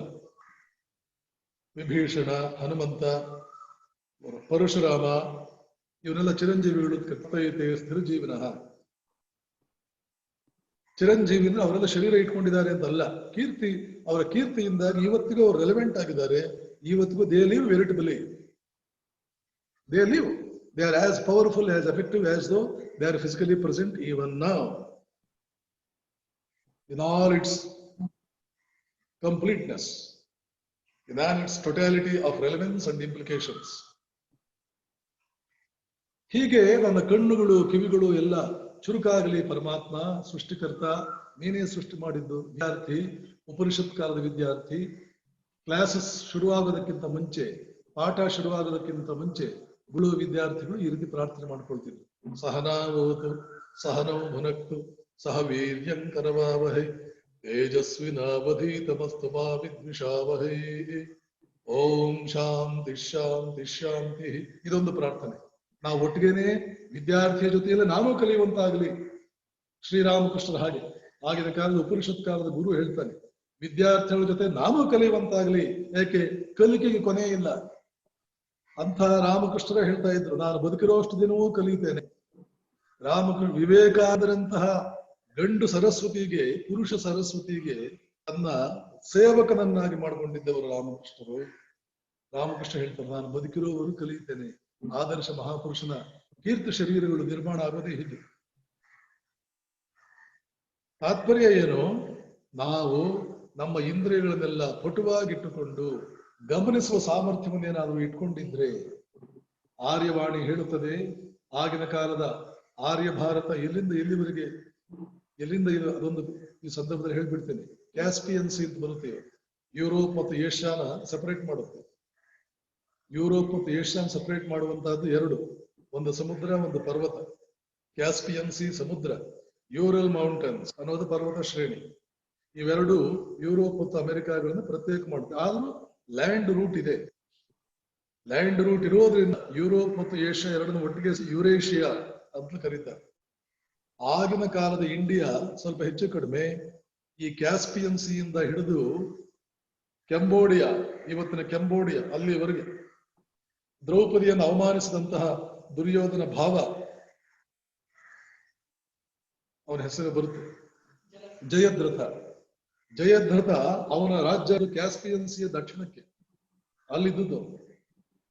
ಹಾಗೇನೆ ಭಗದತ್ತ ಅಂತ ಬರ್ತಾನೆ, ಅವನು ಅಸ್ಸಾಂ ಕಡೆಯವನು, ಆದ್ರೆ ಅವನ ಸಂಬಂಧಿಕರೆಲ್ಲ ಕೂಡ ಮಂಗೋಲಿಯಾ ಈ ಕಡೆ ಎಲ್ಲ ಇದ್ದವು. ಮಹಾಭಾರತ ಯುದ್ಧದಲ್ಲಿ ಅವನ ವರ್ಣನೆ ಬರುತ್ತೆ. ಅರ್ಧಂಬರ್ಧ ಕಣ್ಣು ತೆರ್ಕೊಂಡಿದ್ದಾನಲ್ಲ ಇವನು, ಅವನಿಗೆ ಬಾಣ ಹೊಡಿ ಅರ್ಜುನ ಅಂತ ಕೃಷ್ಣ ಹೇಳ್ತಾನೆ. ಅರ್ಧಂಬರ್ಧ ಕಣ್ಣು ತೆರ್ಕೊಂಡಿರೋರು ಈ ಮಂಗೋಲಿಯನ್ ರೇಸ್, ಟಿಬೆಟಿಯನ್ಸು, ನೇಪಾಳೀಸು, ಚೈನೀಸು, ಇವರೆಲ್ಲ ಕಣ್ಣು ಅರ್ಧಂಬರ್ಧ. ಚೈನಾದ ಇವ್ ನೋಡ್ತೀವಿ ಮುಖ್ಯಸ್ಥನನ್ನ, ಅವನ್ ನೋಡಿ ಗೊತ್ತಾಗುತ್ತೆ ಕಣ್ಣು ಅರ್ಧಂಬರ್ಧ. ಪುಣ್ಯಕ್ಕೆ ಅರ್ಧಂಬರ್ಧ. ಅರ್ಧಂಬರ್ಧ ತೆರ್ಕೊಂಡಿದ್ದಕ್ಕೆ ಇಷ್ಟೆಲ್ಲ ಮಾಡಿದವರು. ಇದು ಪೂರ್ತಿ ತೆರ್ಕೊಂಡಿದ್ರೆ ಏನೇನ್ ಮಾಡ್ಬಿಡ್ತಿದ್ರು. ಏನೇ ಇರ್ಲಿ, ತಾತ್ಪರ್ಯ ನಾನು ಏನು ಹೇಳ್ತಾ ಇದ್ದೀನಿ, ಈ ತಾತ್ಪರ್ಯ ಇಷ್ಟೇ. ಭಾರತೀಯ ಜೀವನ ಸಂಹಿತೆಯ ಒಂದೇ ಗುರಿ ಏನು ಅಂತಂದ್ರೆ ಪ್ರತಿಯೊಬ್ಬನನ್ನು ಕೂಡ ಆರ್ಯನನ್ನಾಗಿ ಮಾಡುವುದು. ಆರ್ಯ ಹುಟ್ಟಿನಿಂದ ಈಗಾಗಲೇ ಇದ್ದಾನೆ, ಆದ್ರೆ ಕೆಲವು ಸಲ ಅರ್ಜುನನಂತೆ ಅನಾರ್ಯನ ಲಕ್ಷಣಗಳು ಬಂದ್ಬಿಡುತ್ತೆ. ಅದಕ್ಕೆ ಏನ್ ಮಾಡ್ಬೇಕು, ಅದು ಹಾಗಾಗದಂತೆ ನೋಡ್ಕೋಬೇಕು. ಹೇಗೆ ನೋಡ್ಕೊಳ್ಳೋದು ಹೇಳೋದು ಬಹಳ ಸುಲಭ. ಹೇಳೋ ಸಹ ಭಾರತೀಯರಿಗೆ ಮಾಡೋದು ಸುಲಭ. ಯಾಕೆ? ಅದಕ್ಕೇನ್ ಮಾಡ್ಬೇಕು? ಗೋ ಬ್ಯಾಕ್ ಟು ಉಪನಿಷತ್ಸ್ ಅಷ್ಟೇ ಮಾಡ್ಬೇಕಾಗಿರೋದು. ಉಪನಿಷತ್ ಕಾಲದ ಸಂಸ್ಕೃತಿಯನ್ನು ನಾವು ಅಳವಡಿಸ್ಕೊಂಡ್ರೆ ಮಾಡೋದು ಸುಲಭ. ಉಪನಿಷತ್ ಕಾಲದ ಶಿಕ್ಷಣ ಅನ್ನೋದಕ್ಕಿದ್ದಂತ ಡೆಫಿನೇಷನ್ ಏನ್ ಗೊತ್ತಾ? ಇವತ್ತಿನ ಹಾಗೆ ಒಂದಷ್ಟು ಇನ್ಫಾರ್ಮೇಶನ್ ತಲೆ ತುಂಬಿಕೊಳ್ಳೋದಲ್ಲ. ವಿವೇಕಾನಂದರು ಎಷ್ಟು ಹೇಳಿದ್ರು ಇದ್ರ ಬಗ್ಗೆ. Education is not the amount of information running riot in one's own brain. Anyway, ಅದನ್ನ ಬಹಳ ತಗೊಳ್ಳೋದಿಲ್ಲ. ಉಪನಿಷತ್ ಕಾಲದಲ್ಲಿ ಶಿಕ್ಷಣ ಅನ್ನುವಂಥದ್ದು ಏನಿತ್ತು ಅಂತಂದ್ರೆ, ಒಬ್ಬ ಸಾಮಾನ್ಯ ಮನುಷ್ಯನನ್ನ ಅಸಾಮಾನ್ಯ ಮನುಷ್ಯನನ್ನಾಗಿ ಮಾಡುವುದಕ್ಕೆ ಅವನಲ್ಲಿ ಯಾವ ಯಾವ ಲಕ್ಷಣಗಳು ಬೇಕಾಗಿದೆಯೋ ಆ ಲಕ್ಷಣಗಳು ಅವನ ಸ್ವಭಾವವೇ ಆಗಿಬಿಡಬೇಕು. ಹಾಗೆ ಮಾಡೋಣ, ಅದು ಶಿಕ್ಷಣ. ನೋಡಿ, ಸಾಮಾನ್ಯವಾಗಿ ನಾನೊಬ್ಬ ಸಾಮಾನ್ಯ ಮನುಷ್ಯ, ಅಸಾಮಾನ್ಯ ಮನುಷ್ಯನಾಗ್ಬೇಕು. ಏನ್ ಮಾಡ್ಬೇಕು? ನನ್ನ ಫೀಲ್ಡ್ ಆಫ್ ಇಂಟ್ರೆಸ್ಟ್ ಯಾವುದು ಆರಿಸ್ಕೋಬೇಕು. ಯಾವ ಫೀಲ್ಡ್ ಅಲ್ಲಿ ನನಗೆ ಸಹಜವಾಗಿ ಇಂಟ್ರೆಸ್ಟ್ ಇದೆ, ಮ್ಯಾಥಮೆಟಿಕ್ಸ, ಫಿಲಾಸಫಿನ, ಬಯಾಲಜಿನ, business, politics, agriculture, dairy training, engineering, ವೈದ್ಯನಾಗ್ಬೇಕಾ, ಆಡಳಿತಗಾರ ಆಗ್ಬೇಕು, ಏನು ಫೈನ್, ಏನಾಗಬೇಕು ಅಂತಿದೆಯೋ ಅದು ಮುಚ್ಚುಮರೆ ಬೇಡ. ಸ್ವಾಮಿ ವಿವೇಕಾನಂದರು ಹೇಳ್ತಾರೆ, ರಾಮಕೃಷ್ಣರು ಹೇಳ್ತಾರೆ, ಈ ದೇಶದಲ್ಲಿ ಇತ್ತೀಚೆಗೆ ಬಂದಿರತಕ್ಕಂತಹ ದೊಡ್ಡ ದೋಷ ಏನು ಅಂತಂದ್ರೆ, ಮನಸ್ಸಿನ ಕಡೆ ಇರೋದೊಂದು, ಅವ್ರು ಮಾಡೋದೊಂದು, ಅವ್ರು ಹೇಳೋದೊಂದು. ಒಂದು ಕಡೆ ಒಬ್ಬ ವ್ಯಕ್ತಿಯಲ್ಲಿ ಆಸಕ್ತಿ, ಮನೆಯವರು ಏನ್ ಅನ್ಕೊಳ್ತಾರೋ ಮತ್ತೊಬ್ಬರು ಏನ್ ಅನ್ಕೊಳ್ತಾರೋ ಅದನ್ನು ಬಿಟ್ಟು ಇನ್ನೊಂದು ಹೇಳೋದು. ಒಂದು ಫೀಲ್ಡ್ ಅಲ್ಲಿ ಆಸಕ್ತಿ, ಯಾರ್ಯಾರೋ ಮಾತುಗಳು ಕೇಳೋದು, ಬೇರೆ ಫೀಲ್ಡ್ಗೆ ಹೋಗೋದು. ಈ ಎಲ್ಲ ಅವಘಡಗಳು ದೇಶವನ್ನು ಕಿತ್ತು ತಿಂತಾ ಇದೆ. ಭೋಗಾಭಿಲಾಷೆ ಇದೆಯಾ? ನಿಸ್ಸಂಕೋಚವಾಗಿ ಗೃಹಸ್ಥನೇ, ನಿನಗೆ ಬೇಕೆಂಬಷ್ಟು ವಿಷಯಗಳನ್ನು ಭೋಗಿಸು. ವೇದಗಳ ಕರ್ಮಂಡ ಪೂರ್ತಿ ಇನ್ನಷ್ಟು ಮತ್ತಷ್ಟು ಭೋಗಗಳನ್ನು ಪಡ್ಕೊಳ್ಳುವುದು ಹೇಗೆ ಅಂತಲೇ ಇದೆ. ನೀನು ಗೃಹಸ್ಥ, ನೀನೇನು ಸನ್ಯಾಸಿ ಅಲ್ಲ. ಬೇಕಾದಷ್ಟು ಭೋಗಿಸು. ವೇದಗಳ ಕರ್ಮಕಾಂಡದ ಗುರಿ ಅಂತಂದ್ರೆ ಒಬ್ಬ ಮನುಷ್ಯನಿಗೆ ಇಂದ್ರ ಪದವಿ ಕೊಡಿಸ್ಕೊಡೋದು ಹೇಗೆ. ಇಂದ್ರ ಅಂದ್ರೆ ಏನು ಗೊತ್ತಾ? ಭೋಗದ ಪರಾಕಾಷ್ಠೆ. ಭೋಗ ಬೇಕಿದೆಯಾ? ಯಾವ ಮುಚ್ಚುಮರೆಯೂ ಇಲ್ಲದೆ ನೇರವಾಗಿ ಭೋಗಗಳೆಲ್ಲ ಭೋಗಿಸು. ಆದರೆ ನೆನ್ಪಿಟ್ಟು, ಆ ಸಾಧನೆಗೋಸ್ಕರ ಆ ಪ್ರಕ್ರಿಯೆಯಲ್ಲಿ ಅನ್ಯಾಯದ ಮಾರ್ಗವನ್ನು ಹಿಡಿಬೇಡ. ನ್ಯಾಯವಾದ ರೀತಿಯಲ್ಲಿ ಏನೇನು ನೀನು ಭೋಗಿಸುವುದಕ್ಕೆ ಸಾಧ್ಯ ಇದೆಯೋ ಎಲ್ಲ ಭೋಗಿಸು. ಕೆಲವು ದಿನಗಳಾದ್ಮೇಲೆ ನೀವು ವೈರಾಗ್ಯ ಹುಟ್ಟು. ಯಾವ ಭೋಗಕ್ಕೂ ಮನುಷ್ಯನನ್ನ 10 ವರ್ಷಕ್ಕಿಂತ ಹೆಚ್ಚಿನ ಕಾಲ ಆಕರ್ಷಿಸುವ ಸಾಮರ್ಥ್ಯ ಇಲ್ಲವೇ ಇಲ್ಲ. ಎಷ್ಟು ಭೋಗಿಸಬೇಕು ಹೊರಟು. ಇವತ್ತು ಅಮೆರಿಕ ಭೋಗದಿಂದ ಬೇಸತ್ತಿದೆ. ಇಡೀ ಯುರೋಪ್ ಅಮೆರಿಕಗಳು ಸಾಕಾಗಿದೆ. ಅವರಿಗೆ ಇನ್ನೂ ಎತ್ತರವಾದ್ದು ಉದಾತ್ತವಾದ್ದು ಬೇಕಿದೆ. ಆದ್ದರಿಂದಲೇ ಈ ಹರೇ ಕೃಷ್ಣ, ಈ ಸದ್ಗುರು, ಈ ರವಿಶಂಕರ್ ಅವರು, ಅಮೃತಾನಂದಮಯಿ, ರಾಮಕೃಷ್ಣ ಮಿಷನ್, ಇಲ್ಲಿ ಎಲ್ಲಾ ಕಡೆ ನುಗ್ಗಿ ನುಗ್ಗಿ ಬರ್ತಾ ಇರುವುದು ಪಾಶ್ಚಿಮಾತ್ಯರು. ಏಕೆಂದ್ರೆ ತಿಂದಿದ್ದು, ಕುಡಿದಿದ್ದು, ಮಲ್ಕೊಂಡಿದ್ದು, ಸಿನಿಮಾ ನೋಡಿದ್ದು, ಕುಡಿದಿದ್ದು ಸಾಕಾಗಿದೆ. ಯಾವ ಭೋಗಕ್ಕೂ ಮನುಷ್ಯನನ್ನ 10-20 ವರ್ಷಗಳ ಕಾಲ ಹಿಡಿದಿಟ್ಕೊಳ್ಳುವ ಸಾಮರ್ಥ್ಯ ಇಲ್ಲ. ಒಂದು ದಿನ ಬಿಡ್ಲೇಬೇಕು. ವಿವೇಕಿಗಳೇನ್ ಮಾಡ್ತಾರೆ, ಯಾವುದನ್ನು ಒಂದು ದಿನ ಬಿಡ್ಬೇಕಾಗಿದೆಯೋ ಅದನ್ನು ಇವತ್ತೇ ಬಿಟ್ಕೊಳ್ಳೋಣ, ಬಿಡು. ಎಲ್ಲರಿಗೂ ಆಗಲ್ಲ. ಯಾರಿಗೆ ಭೋಗ ಅನಿವಾರ್ಯವಲ್ಲ ಅವ್ರು ಇವತ್ತೇ ಬಿಟ್ಬಿಡಿ. ಒಂದಿನ ಬಿಡೋದಕ್ಕೆ ಇದೆ. ಒಂದು ದಿನ ಪಡ್ಕೊಳ್ಬೇಕಾದ ಅನಿವಾರ್ಯವಾಗಿರೋದನ್ನು ಇವತ್ತೇ ಪಡ್ಕೊಳ್ಳೋಣ. ಒಂದು ದಿನ ಬಿಡಬೇಕಾದ ಅನಿವಾರ್ಯವಾಗಿದ್ರೆ ಇವತ್ತೇ ಬಿಡೋಣ. ಭಾರತ ಜೀವನ ಸಂಹಿತೆ. ನಿನಗೆ ಆಸಕ್ತಿ ಇರ್ತಕ್ಕಂಥದ್ದು ಯಾವುದು ಕ್ಷೇತ್ರ, ಆ ಕ್ಷೇತ್ರವನ್ನು ಆರಿಸ್ಕೊ. ಅದರಲ್ಲಿ ಡೀಪ್ ಆಗಿ ಹೋಗು, ಆಳಕ್ಕೆ ಹೋಗು, ಮೇಲ್ಮೇಲೆ ತೇಳಬೇಡ.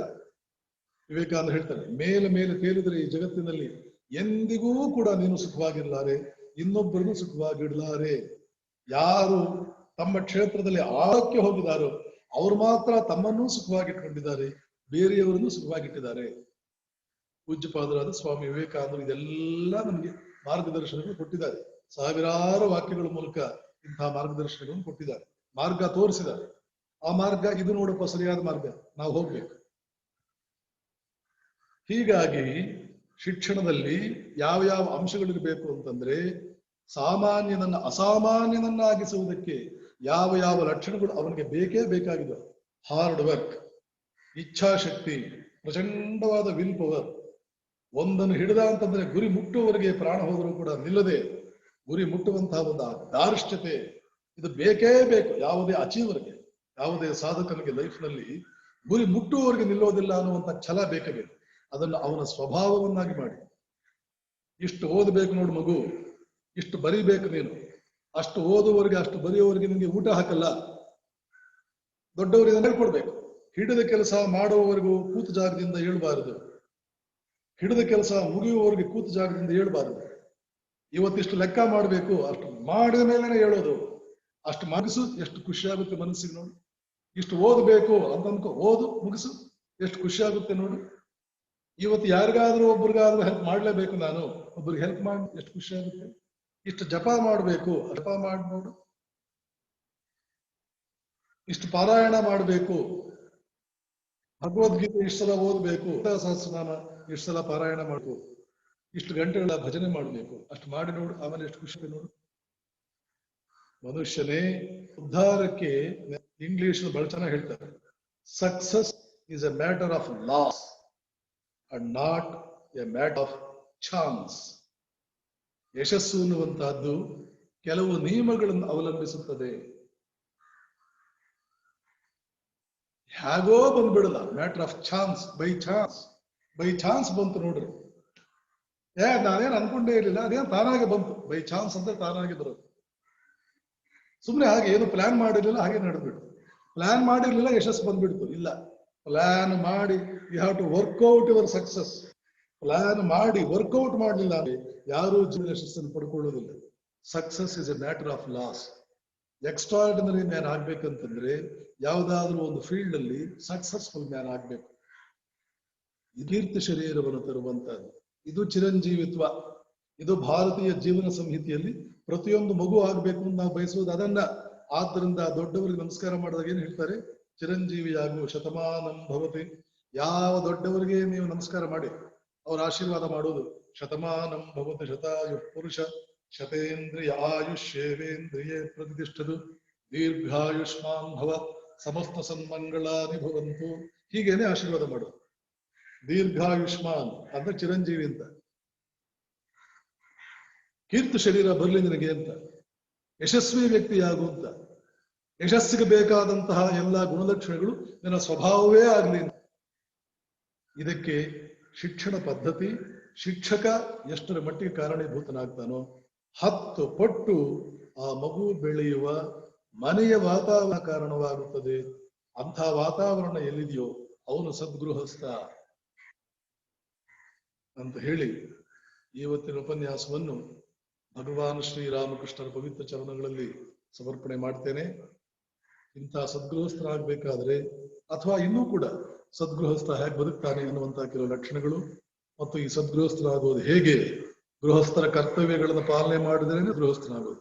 ಇದೆಲ್ಲ ಮುಂದಿನ ಶನಿವಾರ ಮತ್ತು ಅದರ ಮುಂದೆ ಬರುವಂತಹ ಉಪನ್ಯಾಸಗಳಲ್ಲಿ ಚರ್ಚೆ ಮಾಡೋಣ ಅಂತ ಹೇಳಿ ಶ್ರೀರಾಮಕೃಷ್ಣರಲ್ಲಿ ನನ್ನ ಈ ಸಣ್ಣ ವಾಗ್ಸೇವೆಯನ್ನ ಸಮರ್ಪಣೆ ಮಾಡ್ತೇನೆ. ಹರಿ ಓಂ ತತ್ಸತ್. ಶ್ರೀರಾಮಕೃಷ್ಣಾರ್ಪಣಮಸ್ತು. ಶ್ರೀ ಶಾರದಾ ದೇವಿ ಸಮರ್ಪಿತಮಸ್ತು.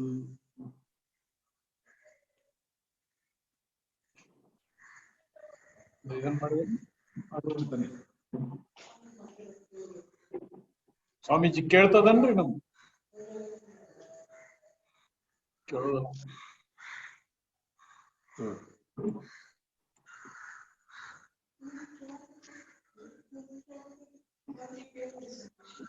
ಸ್ವಾಮೀಜಿ ಸ್ಪೀಕರ್ ತೆಗೆದ್ಬಿಟ್ರು ಅಂತ ಕಾಣುತ್ತೆ.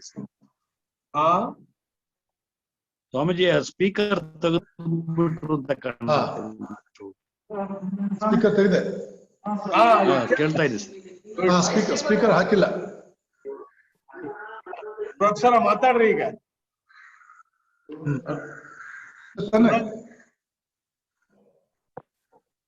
ಹಲೋ,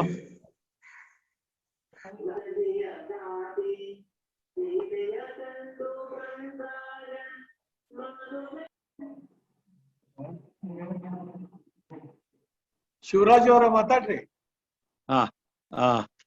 ಪೂಜ್ಯ ಸ್ವಾಮೀಜಿಯವರಲ್ಲಿ ನನ್ನ ಭಕ್ತಿಪೂರ್ವಕ ಪ್ರಣಾಮಗಳು. ಬಹಳ ಅದ್ಭುತವಾಗಿ 1 ಗಂಟೆ ಕಳೆದದ್ದೇ ಗೊತ್ತಾಗ್ಲಿಲ್ಲ ಸ್ವಾಮೀಜಿ. ಅದರಲ್ಲೂ ಬಹಳ ಇವತ್ತು ನೀವು ನೇರವಾಗಿ ಮಾತನಾಡಿದ ಮಾತುಗಳು, ಈ ಟ್ಯಾಕ್ಸ್ ಪೇಯರ್ಸ್ ಮನಿ ನಾವು ಎಷ್ಟು ಋಣಭಾರದಲ್ಲಿ ಇದೀವಿ, ಅದು ಅಧಿಕಾರಿಗಳ ಮನಸ್ಸು ಮತ್ತು ಹೃದಯವನ್ನು ತಟ್ಟಿದ್ರೆ, ಆಕ್ಚುಲಿ ಲಿಟ್ರೇಟ್ಸ್ ಉತ್ತಮ ಆದ್ರೆ ಖಂಡಿತ ಸಮಾಜ ಸುಸಂಸ್ಕೃತ ಸಮಾಜ ಆಗುತ್ತೆ ಅನ್ನೋದನ್ನ ಬಹಳ ಉತ್ತಮ ನಿದರ್ಶನದಿಂದ ತಾವು ಹೇಳಿದಿರಿ. ಬಹುಶಃ ನಿಮ್ಮಂತವರು ನೇರವಾಗಿ ಹೇಳ್ದಲ್ಲಿ ಬೇರೆ ಹೇಳಕ್ ಸಾಧ್ಯ ಇಲ್ಲ ಸ್ವಾಮೀಜಿ. ಆ ಕಾರಣದಿಂದ ಇದನ್ನ ಹೆಚ್ಚು ಜನ ನೋಡುವಂತ ಅವಕಾಶ ಆಗ್ಬೇಕು, ಕೇಳುವಂತ ಅವಕಾಶ ಆಗ್ಬೇಕು ಸ್ವಾಮೀಜಿ. ಇವತ್ತು ಆಗ್ತಕ್ಕಂಥ ಈ ಸಮಾಜದ ಅನರ್ಥಗಳಿಗೆಲ್ಲ ನಮ್ಮ ದುರಾಸೆ, ನಮ್ಮ ಸ್ವಾರ್ಥದ ಬದುಕು ಅದೆಲ್ಲ ಕ್ಷೇತ್ರಗಳಲ್ಲೂ ಕಾಣ್ತೀವಿ ಸ್ವಾಮೀಜಿ. ರಾಜಕೀಯದಲ್ಲೂ ಕಾಣ್ತೀವಿ, ಸಾಮಾಜಿಕ ವ್ಯವಸ್ಥೆಯಲ್ಲಿ, ಅದರಲ್ಲೂ ಅಧಿಕಾರಿಗಳು ಮತ್ತು ಸುಶಿಕ್ಷಿತರಿಂದ ಆಗ್ತಾ ಇರ್ತಕ್ಕಂಥ ಅನಾಹುತ ಬಹುಶಃ ನಾವೆಲ್ಲ ಆ ಕೊಳೆಯಲ್ಲಿ ತೇಲಿ ಹೋಗುವಂತಹ ದಿನಗಳು ಬರ್ತಾ ಇದಾವೆ. ಅದಕ್ಕೊಂದು ಬ್ರೇಕ್ ಹಾಕ್ಬೇಕು ಅಂದ್ರೆ ನಿಮ್ಮಂತಹ ಪ್ರವಚನದ ಆಧ್ಯಾತ್ಮಿಕ ಅಂಶಗಳನ್ನ ನಮ್ಮ ಮನಸ್ಸು ಮತ್ತು ಹೃದಯಕ್ಕೆ ತಟ್ಟುವಂತೆ ಇದು ಹೆಚ್ಚು ಪ್ರಚಾರ ಆಗಬೇಕು. ಇದರೊಂದು ಉತ್ತಮವಾದಂತಹ ವ್ಯವಸ್ಥೆಯನ್ನ ನಮ್ಮ ಜೀವಿತಾವಧಿನಲ್ಲಿ ಒಂದು ನೆನಪಿಸಿಕೊಳ್ಳುವಂತ ಒಂದು ಅವಕಾಶವನ್ನ ಸನ್ಮಾನ್ಯ ಡಿ.ಆರ್. ಪಾಟೀಲ್ ರವರು ಎಲ್ಲ ಆಧ್ಯಾತ್ಮಿಕ ಬಂಧುಗಳನ್ನು ಸೇರಿಸಿ ಇಂಥ ದುರ್ದಿನಗಳಲ್ಲಿ ನಮ್ಮ ಮನಸ್ಸಿಗೆ ಬಹಳಷ್ಟು ಮುದ ನೀಡುವ ಕುಟುಂಬ ಎಲ್ಲರೂ ಸಹ ಇಷ್ಟನ್ನು ಪಾಲಿಸಿದ್ರೆ ಸಾಕು. ನಮ್ಗೇನ್ ದೊಡ್ಡ ಮಂತ್ರ ಶಾಸ್ತ್ರ ಏನೂ ಬೇಡ. ತಮ್ಮ ಪ್ರವಚನದ, ನಮ್ಮ ಉಪನಿಷತ್ತಿನ ಎಲ್ಲ ಸಾರ ಸಂಗ್ರಹ ರೂಪವನ್ನ ನಮಗೆ ಉಣಬಡಿಸಿದ್ರಿ ಸ್ವಾಮೀಜಿ. ನಿಮಗೆ ಕೃತಜ್ಞತಾ ಪೂರ್ವಕವಾದಂತ ನನ್ನ ಭಕ್ತಿಪೂರ್ವಕ ಪ್ರಣಾಮಗಳನ್ನು ಅರ್ಪಿಸ್ತೀನಿ ಸ್ವಾಮಿ. ನಾರಾಯಣ ಸ್ವಾಮಿ ಮಾತಾಡ್ರಿ.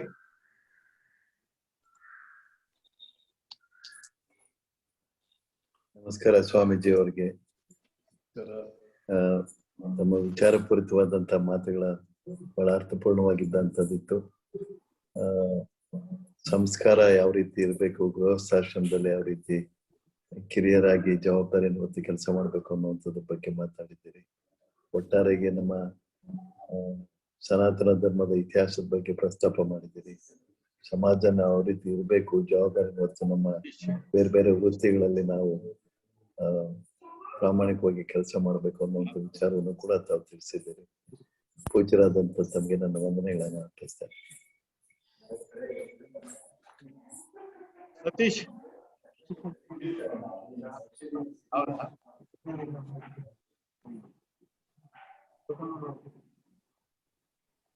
ಗುರಣ್ಣ ಹೇಳಪ್ಪ.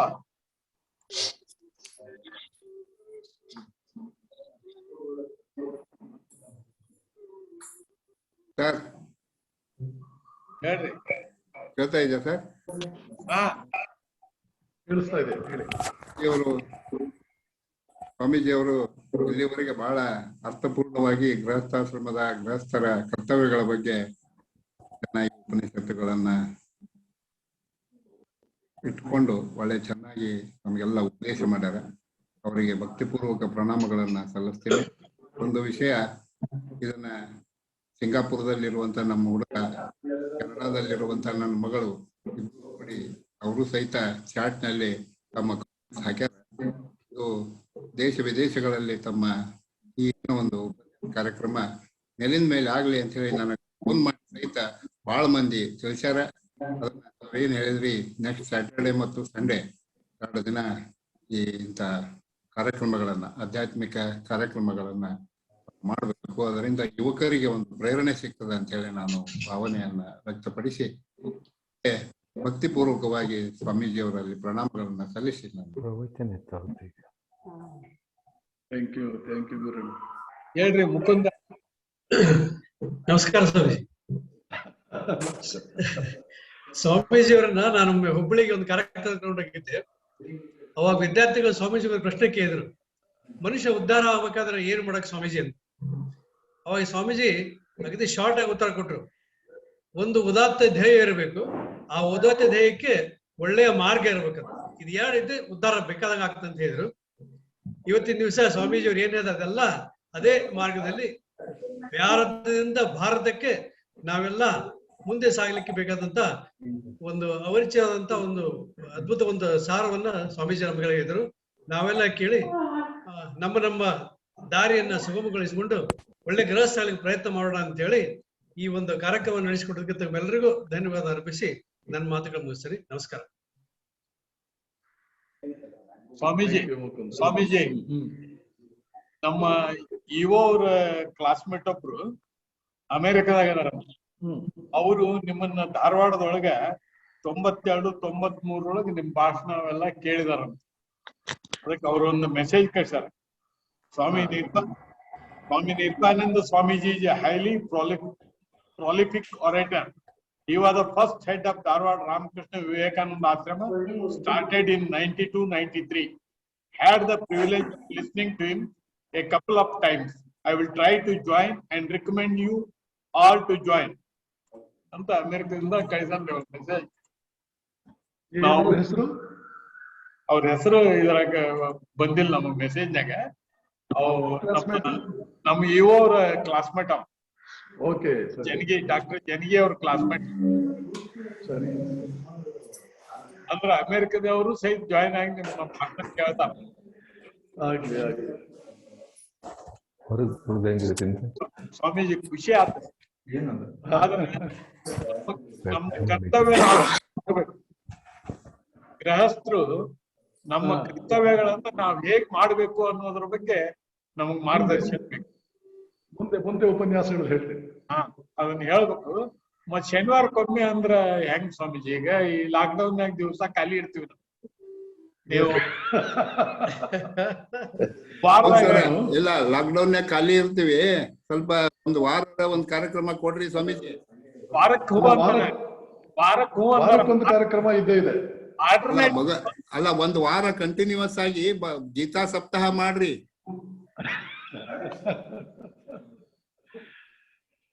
ಇಲ್ಲ, ಇದು ಬಹಳ ರೆಲೆವೆಂಟ್ ಸಬ್ಜೆಕ್ಟ್ ಇದೆ ಸ್ವಾಮೀಜಿ. ಇದೇನದ ಸ್ವಾಮೀಜಿ, ಈ ಗೃಹಸ್ಥರು ತಮ್ಮ ಮಕ್ಕಳನ್ನ ಹೆಂಗ್ ಬೆಳೆಸ್ಬೇಕು, ಅವ್ರಿಗೆ ಹೆಂಗ ಮಾರ್ಗದರ್ಶನ ಮಾಡ್ಬೇಕು ಅನ್ನೋದು ಇದನ್ನ ನೀವು ಮಾತಾಡಿ ಆಮೇಲೆ ನಿಮ್ದೊಂದು ಇದೈತಲ್ಲ, ಸಾಮಾನ್ಯರಿಂದ ಅಸಾಮಾನ್ಯರಾಗಿದ್ದು ಅಂತೇಳಿ ನೀವು ಒಂದು 8-10 ಪರ್ಸನಾಲಿಟೀಸ್ ಇದನ್ ಮಾಡ್ತಿರಲ್ಲ, ಅದು ಬೇಕು. ಅದು ಬೇಕು ಅಂದ್ರೆ that motivates parents as well as children. ಈಗ ಎಲ್ಲರೂ ಕೂಡ ಅವ್ರ ಮನ್ಯಾಗ ಇರ್ತಾರ. ಈಗ ಅವ್ರಿಗೆ ಮೋಟಿವೇಶನ್ ಆಗತ್ತ. ದಯವಿಟ್ಟು ಅದಕ್ಕೆ ನಾವು ತಮ್ಮ ತೊಂದರೆ ಆದ್ರೂ ಸಹಿತ ಆಲ್ಟರ್ನೇಟ್ ಡೇ ನೀವು ಒಪ್ಕೊಂಡ್ರೆ ಬಹಳ ಒಳ್ಳೇದಾಗುತ್ತೆ ಸ್ವಾಮಿ. ನನ್ನದೊಂದು ಆಲ್ಟರ್ನೇಟ್ ಡೇ ವಾರದ 2 ದಿನ ಇಟ್ಕೊಳ್ಳಿ. ವಾರದಾಗ 2 ದಿವಸ 3 ದಿವಸ ಮಾಡ್ರಿ. 3 ದಿವಸ. ನನ್ನದೊಂದು ಮನವಿ ಸರ್, ಇವತ್ತು ಈ ಒಬ್ಬೊಬ್ಬರಿಗೆ ಒಂದೊಂದು ಆಸ್ಪೆಕ್ಟ್ ತಗೊಂಡ್ರೆ ಸ್ವಾಮೀಜಿ ಅವರು 1 hour ಅದು ಸಾಧ್ಯ ಆಗುತ್ತೆ ಸರ್. ಈಗ ಸುಶಿಕ್ಷಿತರು ಗ್ರಾಮೀಣ ವ್ಯವಸ್ಥೆನಲ್ಲಿ, ನೌಕರರು ಇವತ್ತು ಈ ಕರೋನಾದಲ್ಲೂ ಎಷ್ಟೆಷ್ಟು ತಪ್ಪು ಇದು ಮಾಡ್ತಾ ಇದ್ದಾರೆ. ಮತ್ತೆ ಈ ಸಾಮಾಜಿಕ ಕಾರ್ಯಕರ್ತರು ಇಂಥದ್ದು ಒಂದೊಂದು ಆಸ್ಪೆಕ್ಟ್ ತಗೊಂಡ್ರೆ ಬಹಳಷ್ಟು ಅನುಕೂಲ ಆಗುತ್ತೆ. ಯಾಕೆಂದ್ರೆ ಈ 1 ಗಂಟೆನಲ್ಲಿ ಗೃಹಸ್ಥರದ್ದು ದೊಡ್ಡ ಸರೋವರ ಇದ್ದ ಹಾಗೆ ಈ ಆಸ್ಪೆಕ್ಟ್ಗಳು ಬಹಳ ಹೆಲ್ಪ್ ಆಗುತ್ತೆ ಸರ್. ಇವತ್ತು ನಾನು ಹೇಳಿದ್ದು ಬರೀ ಪೀಠಿಕೆ. ಪೀಠಿಕೆ ಒಂದು ಪ್ರಜ್ಞಾವಂತ ಸಮಾಜದಲ್ಲಿ ಒಬ್ಬ ಸದ್ಗೃಹಸ್ಥ ಎಂತಹ ಪರಿಣಾಮಕಾರಿ ಪಾತ್ರವನ್ನ ತಗೊಳ್ಳಬಲ್ಲ, ಎಷ್ಟರ ಮಟ್ಟಿಗೆ ಹೌ ಮಚ್ ಹಿ ಮ್ಯಾಟರ್ಸ್, ಅದು ಮಾತ್ರ ಇವತ್ತು ನಾನು ಕವರ್ ಮಾಡಿದ್ದೆ. ಮುಂದಿನ ದಿನಗಳಲ್ಲಿ ಹೇಳ್ತೇನೆ ನಾನು. ನಮಸ್ಕಾರ, ಕೇಳ್ತದ? ನಾನು ಪ್ರಕಾಶ್ ಭಟ್ ಮಾತಾಡೋದು. ಓ ಹೇಳಿ ಪ್ರಕಾಶ್. ನಾನು ಕಳೆದ ವಾರ ಬರ್ಲಿಕ್ಕೆ ಆಗ್ಲಿಲ್ಲ, ಅಂದ್ರೆ ಫುಲ್ ಆಗ್ಬಿಟ್ಟಿತ್ತು, ಆಗ ಡಿಸಪಾಯಿಂಟ್ ಆಗಿದ್ದೆ. ನಾನು ಪಿಕ್ಚರ್ ಬರ್ಬೇಕಂದ್ರೆ ಸರಿಯಾದ ಸಮಯಕ್ಕೆ ಮೊದ್ಲೇ ನಾನು ಬಂದ್ಕೊಂಡೆ, ಬಹಳ ಖುಷಿ ಆಯ್ತು ನನ್ಗೆ. ಮತ್ತೆ ಆರ್ ಪಾಟೀಲ್ ಹೇಳ್ದಂಗೆ ಒಂದು ವಾರ ಕಂಟಿನ್ಯೂಸ್ ಮಾಡಿದ್ರೆ ಅಥವಾ ವಾರಕ್ಕೆ 4 ದಿವಸ ಮಾಡಿದ್ರೆ ಸಬ್ಜೆಕ್ಟ್ ಚೆನ್ನಾಗಿ ಹೋಗ್ತದೆ ಅಂತ ನನಗೆ. ದಯವಿಟ್ಟು ಅದನ್ನ ಮಾಡ್ರಿ. ಈಗ ಒಂದ್ ಕೆಲಸ ಮಾಡೋಣ, ಶನಿವಾರ ಮತ್ತು ಬುಧವಾರ ವಾರದಲ್ಲಿ 2 ದಿನ ಮಾಡೋಣ. ಸರಿಯಾಗುತ್ತೆ ಸ್ವಾಮೀಜಿ, 2 ದಿವಸ ಆದ್ರೂ ಕನಿಷ್ಠ ಅದು ಸರಿಯಾಗುತ್ತೆ. ನನಗೂ ಕೂಡ ಸ್ವಲ್ಪ ಕೆಲಸಗಳಿವೆ, ಅದ್ರ ಕಡೆಗೆ ಒಂಚೂರು ಗಮನ ಕೊಡ್ಬೇಕಾಗಿದೆ. ಕೋವಿಡ್ ಪೀರಿಯಡ್ ಮೇಲೆ ಮತ್ತೆ ಅದಕ್ಕೆ ಅಟೆನ್ಷನ್ ಕೊಡೋ ಟೈಮ್ ಆಗಲ್ಲ. ಆದ್ದರಿಂದ ವಾರದಲ್ಲಿ 2 ದಿನ ಇಟ್ಕೊಳ್ಳೋಣ. 3 ದಿವಸ ಮಾಡ್ರಿ ಸ್ವಾಮೀಜಿ. ಅಲ್ಲಿಗೆ ಆಲ್ಟರ್ನೇಟ್ ಡೇಸ್ ಆಯ್ತಲ್ಲ, ಅಲ್ಲಿಗೆ ಆಲ್ಟರ್ನೇಟ್ ಡೇ ಮಾಡಿ, ಬಹಳ ಪುಣ್ಯ. ಅಲ್ಲ, ಆಲ್ಟರ್ನೇಟ್ ಡೇಸ್ ಬ್ಯಾಡ್ರಿ, ಬೇಜಾರು ಮಾಡ್ಕೊಬಿಡಿದ್ರು. ಈಗ 2 ದಿನ ಆಗ್ಲಿ, ಅದೆಲ್ಲ 2 ದಿನ ಆಗ್ಲಿ, ಮುಂದೆ ನೋಡೋಣ ಶ್ರೀರಾಮಕೃಷ್ಣರು ಏನು ಪ್ರೇರಣೆ ಕೊಡ್ತಾರೆ ಅದ್ರ ಪ್ರಕಾರ ಹೋಗಿ. ರೈಟ್ ಸ್ವಾಮಿ. ಈಗ ವಾರಕ್ಕೆ 1 ದಿನ ಒಪ್ಕೊಂಡಿದ್ದೆ ಮೊದಲು, ಈಗ 2 ದಿನಕ್ಕೆ ಬಂತು. ಮುಂದೆ ಇರುತ್ತೆ ನೋಡೋಣ, ಇನ್ಕ್ರೀಸ್ ಮಾಡ್ಕೊಳ್ಬೋದು. ರವಿಚಂದ್ರನ್ ಅವರು ಜಾಯ್ನ್ ಆಗಿದಾರಂತೆ, ಆದ್ರೆ ಅವರು ಹ್ಯಾಂಡ್ ರೇಜ್ ಏನಾರು ಮಾಡಿದ್ರೆ ಅವ್ರು ಮಾತಾಡಿದ್ರೆ ಚೆನ್ನಾಗಿರುತ್ತೆ. ನಮಸ್ತೆ ಸ್ವಾಮೀಜಿ. ನಮಸ್ತೆ ಸ್ವಾಮೀಜಿ, ನಾನು ರಾಯಚೂರಿಂದ ಸ್ವಾಮೀಜಿ ವಿರುಪನ್ಗೌಡ ಅವರ ಧರ್ಮಪತ್ನಿ ಮಾತಾಡೋದು. ES ಪಾಟೀಲ್, ರಾಯಚೂರಿಂದ. ಆರಾಮಿದ್ದೀರಾ ಸ್ವಾಮೀಜಿ? ಸ್ವಾಮೀಜಿ ಚೆನ್ನಾಗಿದ್ದೀವಿ ಸ್ವಾಮೀಜಿ, ಚೆನ್ನಾಗಿದ್ದೀವಿ ಸ್ವಾಮೀಜಿ. ನನಗ ಒಂದು ಬೇಜಾರು, ಅದು ತಪ್ಪಾಗಿ ಭಾವಿಸ್ಬೇಡಿ, ಕೇಳ್ಬೇಕು ಅಂತ ಅನ್ಸಿತ್ತು ಪ್ರಶ್ನೆ.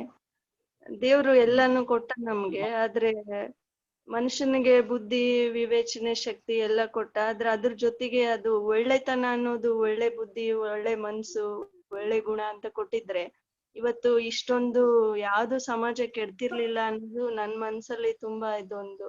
ದೇವ್ರಿಗೆ ಕೇಳೋದಷ್ಟೇ, ಎಲ್ರಿಗೂ ಒಳ್ಳೆ ಬುದ್ಧಿ, ಒಳ್ಳೆ ಮನ್ಸು ಕೊಡು ಅಂತ. ಇದು ಯಾಕೆ ಕೊಡ್ಲಿಲ್ಲ ದೇವ್ರು ಅನ್ನೋದು ನನ್ಗೆ ಯಾವಾಗ್ಲೂ ಮನ್ಸಲ್ಲಿ ಕಾಡ್ತಿರುತ್ತೆ ಸ್ವಾಮೀಜಿ. ದಯವಿಟ್ಟು ಮುಂದಿನ ಉಪನ್ಯಾಸದ ಸಬ್ಜೆಕ್ಟ್ ಇದೇನೆ. Thank you Swamiji. ನಾವು ಬೇಕಾದ ರೀತಿಯಲ್ಲಿ ನಾವು ನಿರ್ಮಿಸಿಕೊಳ್ಳಬಹುದು, ಬೇಕಾದ ರೀತಿಯ ಮಕ್ಕಳನ್ನೂ ಪಡ್ಕೊಳ್ಬಹುದು. ಅದೆಲ್ಲ ಭಾವಿಯರು ಕಂಡು ಹಿಡಿದಿದ್ದಾರೆ. ಅದರ ಬಗ್ಗೆ ನಮ್ಗೆ ಯಾವ ಜ್ಞಾನವೂ ಇಲ್ಲದೆ ಬೇರೆ ರೀತಿಯಲ್ಲಿ ನಾವು ಬದುಕ್ತಾ ಇದೀವಿ.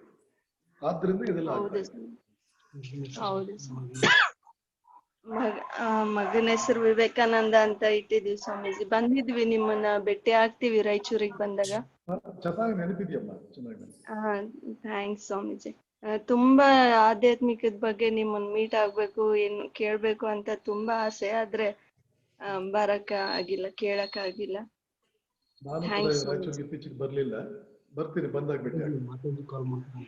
ಮಾತಾಜಿ ಮಾತಾಡ್ತಿರ್ತಾರ ಸ್ವಾಮೀಜಿ, ಗೋಕಾಕಿಂದ ಮಾತಾಜಿ ಅಲ್ಲಿ ಕಾಂಟ್ಯಾಕ್ಟ್ ಇದ್ದೀವಿ, ಮಾತಾಡ್ತಿರ್ತಾರ ಮಾತಾಜಿ. ಥ್ಯಾಂಕ್ಸ್ ಸ್ವಾಮೀಜಿ. ಒಳ್ಳೇದಾಗಲಿ, ಸಂಪರ್ಕದಲ್ಲಿರಿ. ಇಲ್ಲಿಗೆ ಕನ್ಕ್ಲೂಡ್ ಮಾಡೋಣ. ಸ್ವಾಮೀಜಿ ನಮಸ್ಕಾರ. ನಮಸ್ಕಾರ. స్వామీజీ నమస్కారం. నేను doctor Suryanarayana, Vizianagaram Swamiji. Swamiji, luckily got the message from our devotee స్వామీజీ. మిమ్మల్ని చూసి చాలా సంతోషమైంది స్వామీజీ. చాలా రోజుల తర్వాత it's feeling of happiness Swamiji. If he had appeared on the screen before he commenced my talk, the talk would have been far more superior. Swamiji, actually it is that level, other level Swamiji. It is another level talk. Chala baagundi Swamiji. I am very happy and thanks for giving me opportunity to be with the group. Could you follow Kannada? A little bit Swamiji, but I can understand the gist of the speech Swamiji. Okay. So, మీరు రండి. Swamiji, ఈ talks కు మీరు attend చేయండి. Sure స్వామీజీ, అలాగేనండి. వస్తాను స్వామీజీ, వస్తాను చందన్ నవర్. వస్తాను స్వామి. నమస్కారం స్వామి. ఓకే, నమస్కారం. ಚಂದನ್ ನವರ್ ಬಂದಿದ್ದಾರಾ? ಚಂದನ್ ನವರ್ ಅವ್ ಪಾಪ ಹುಷಾರಿರ್ಲಿಲ್ಲ.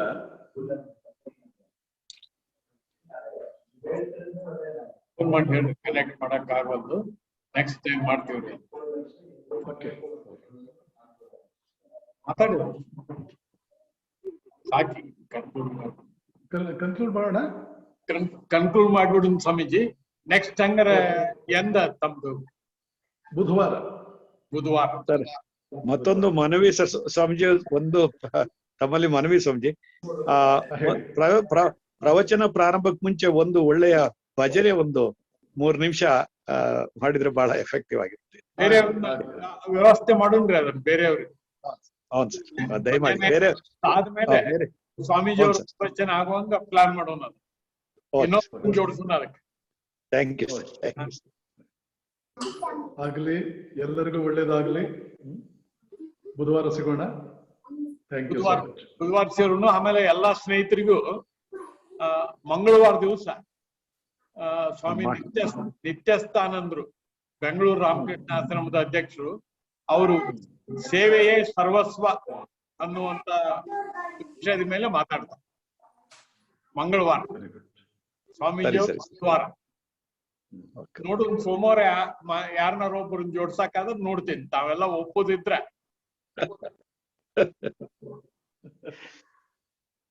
ಈಗ ಮಂಗಳವಾರ ಬುಧವಾರ ಅಂತೂ ಇರ್ಲಲ್ಲ.